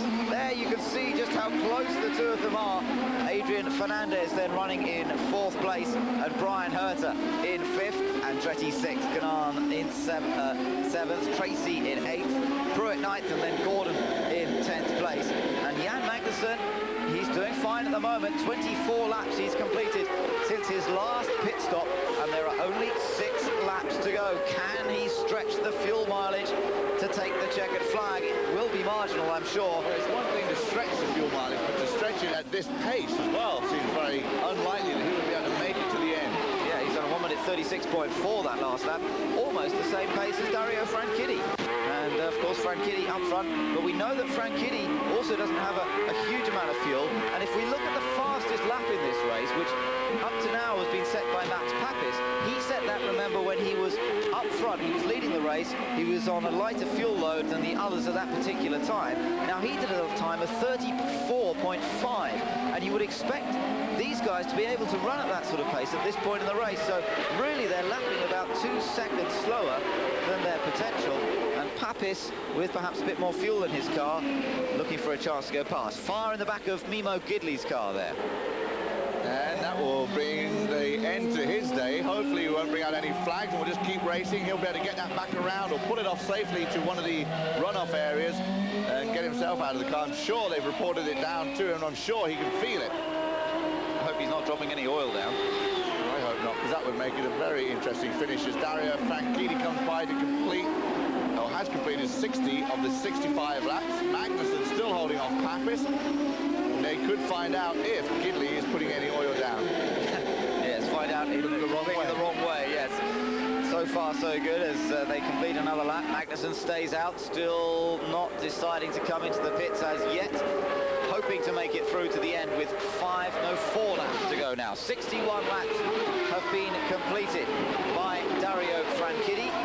Magnussen comes through. Papis is in 3rd place. It's been a good drive by Max Papis, doing what he's needed to do when he's needed to do it.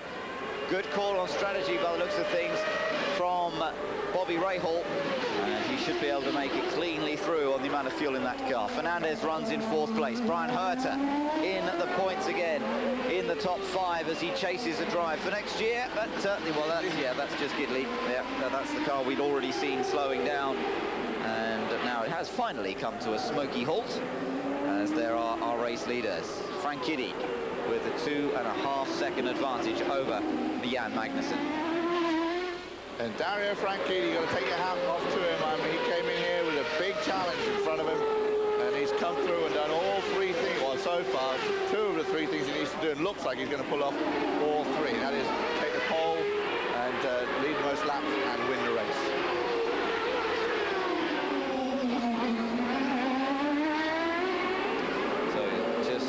Under 4 laps to go now, actually coming down to 3 laps soon when he comes through this last little sequence of corners, coming up through the final 2 left-handers. This will be to complete 62 laps out of 65. And Dario Franchitti will surely love Australia if it stays this way. Last year he came close to winning the race, but in the end was beaten by the champion of last year, Alex Zanardi. They had a good tussle throughout the entire race distance. Into the pits comes Jan Magnussen.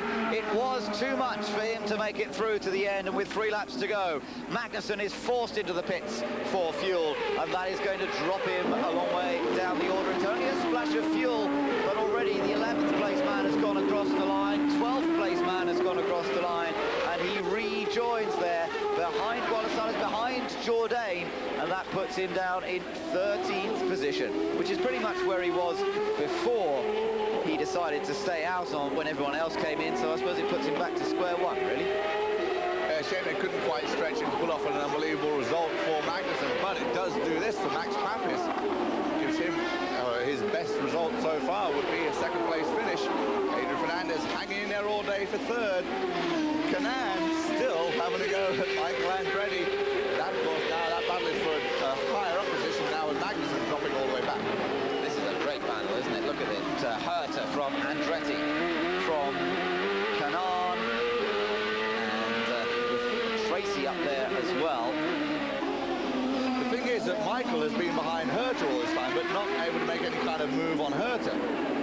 Canan has been able to attempt his move every lap for about 40 laps on Michael Andretti, but just gets alongside him every time and just is unable to stay in there and get in the position. And now Tracy is very close to Canan on this lap. It's like Paul Tracy's expecting rain. He's got his red light on for some reason. And although I have to say the conditions are pretty good, it doesn't look as though we're going to get any rain. Look at this, here he goes again. And no, he still doesn't do it. I think Tony's going to have to think of somewhere else, because it just does not work running down there to get alongside Michael. I just don't think it's ever going to happen for him. He has to get out of the power just a few seconds, or a split second before Michael, and that's why he's unable to get by. You're right. Maybe it was a bit late now to run lap 63, but maybe Tony should have tried somewhere else. Yes, well, maybe he's saving it up for the last lap. Maybe he's deceiving Michael into thinking he's only going to try there, and then on the last lap he's going to zap him somewhere else. No, I think he's going to be so irritated he hasn't been able to make the move. He's just going to stay in there all the way flat until he's past Michael, and then won't be able to get it slowed down for the corner. But at least he'll be able to say, well, I did get ahead of him one time. Yeah, absolutely, that's right. Although it's a sixth place that he would throw away, of course, if he sticks it in the wall doing that. And I think sixth place would make the team fairly happy after a long afternoon's work. Tony's had a sort of up and down season, performing well at some tracks, not so well at others. And the last few races have been a bit like that, really. 9th at Houston, non-finish in Laguna Seca, and 9th in Vancouver, 11th in Chicago. It was, we have to go back to Detroit, another street track, since he had a result as good as 6th, and that's where he did finish, in Detroit, with a chance of finishing there here again this weekend.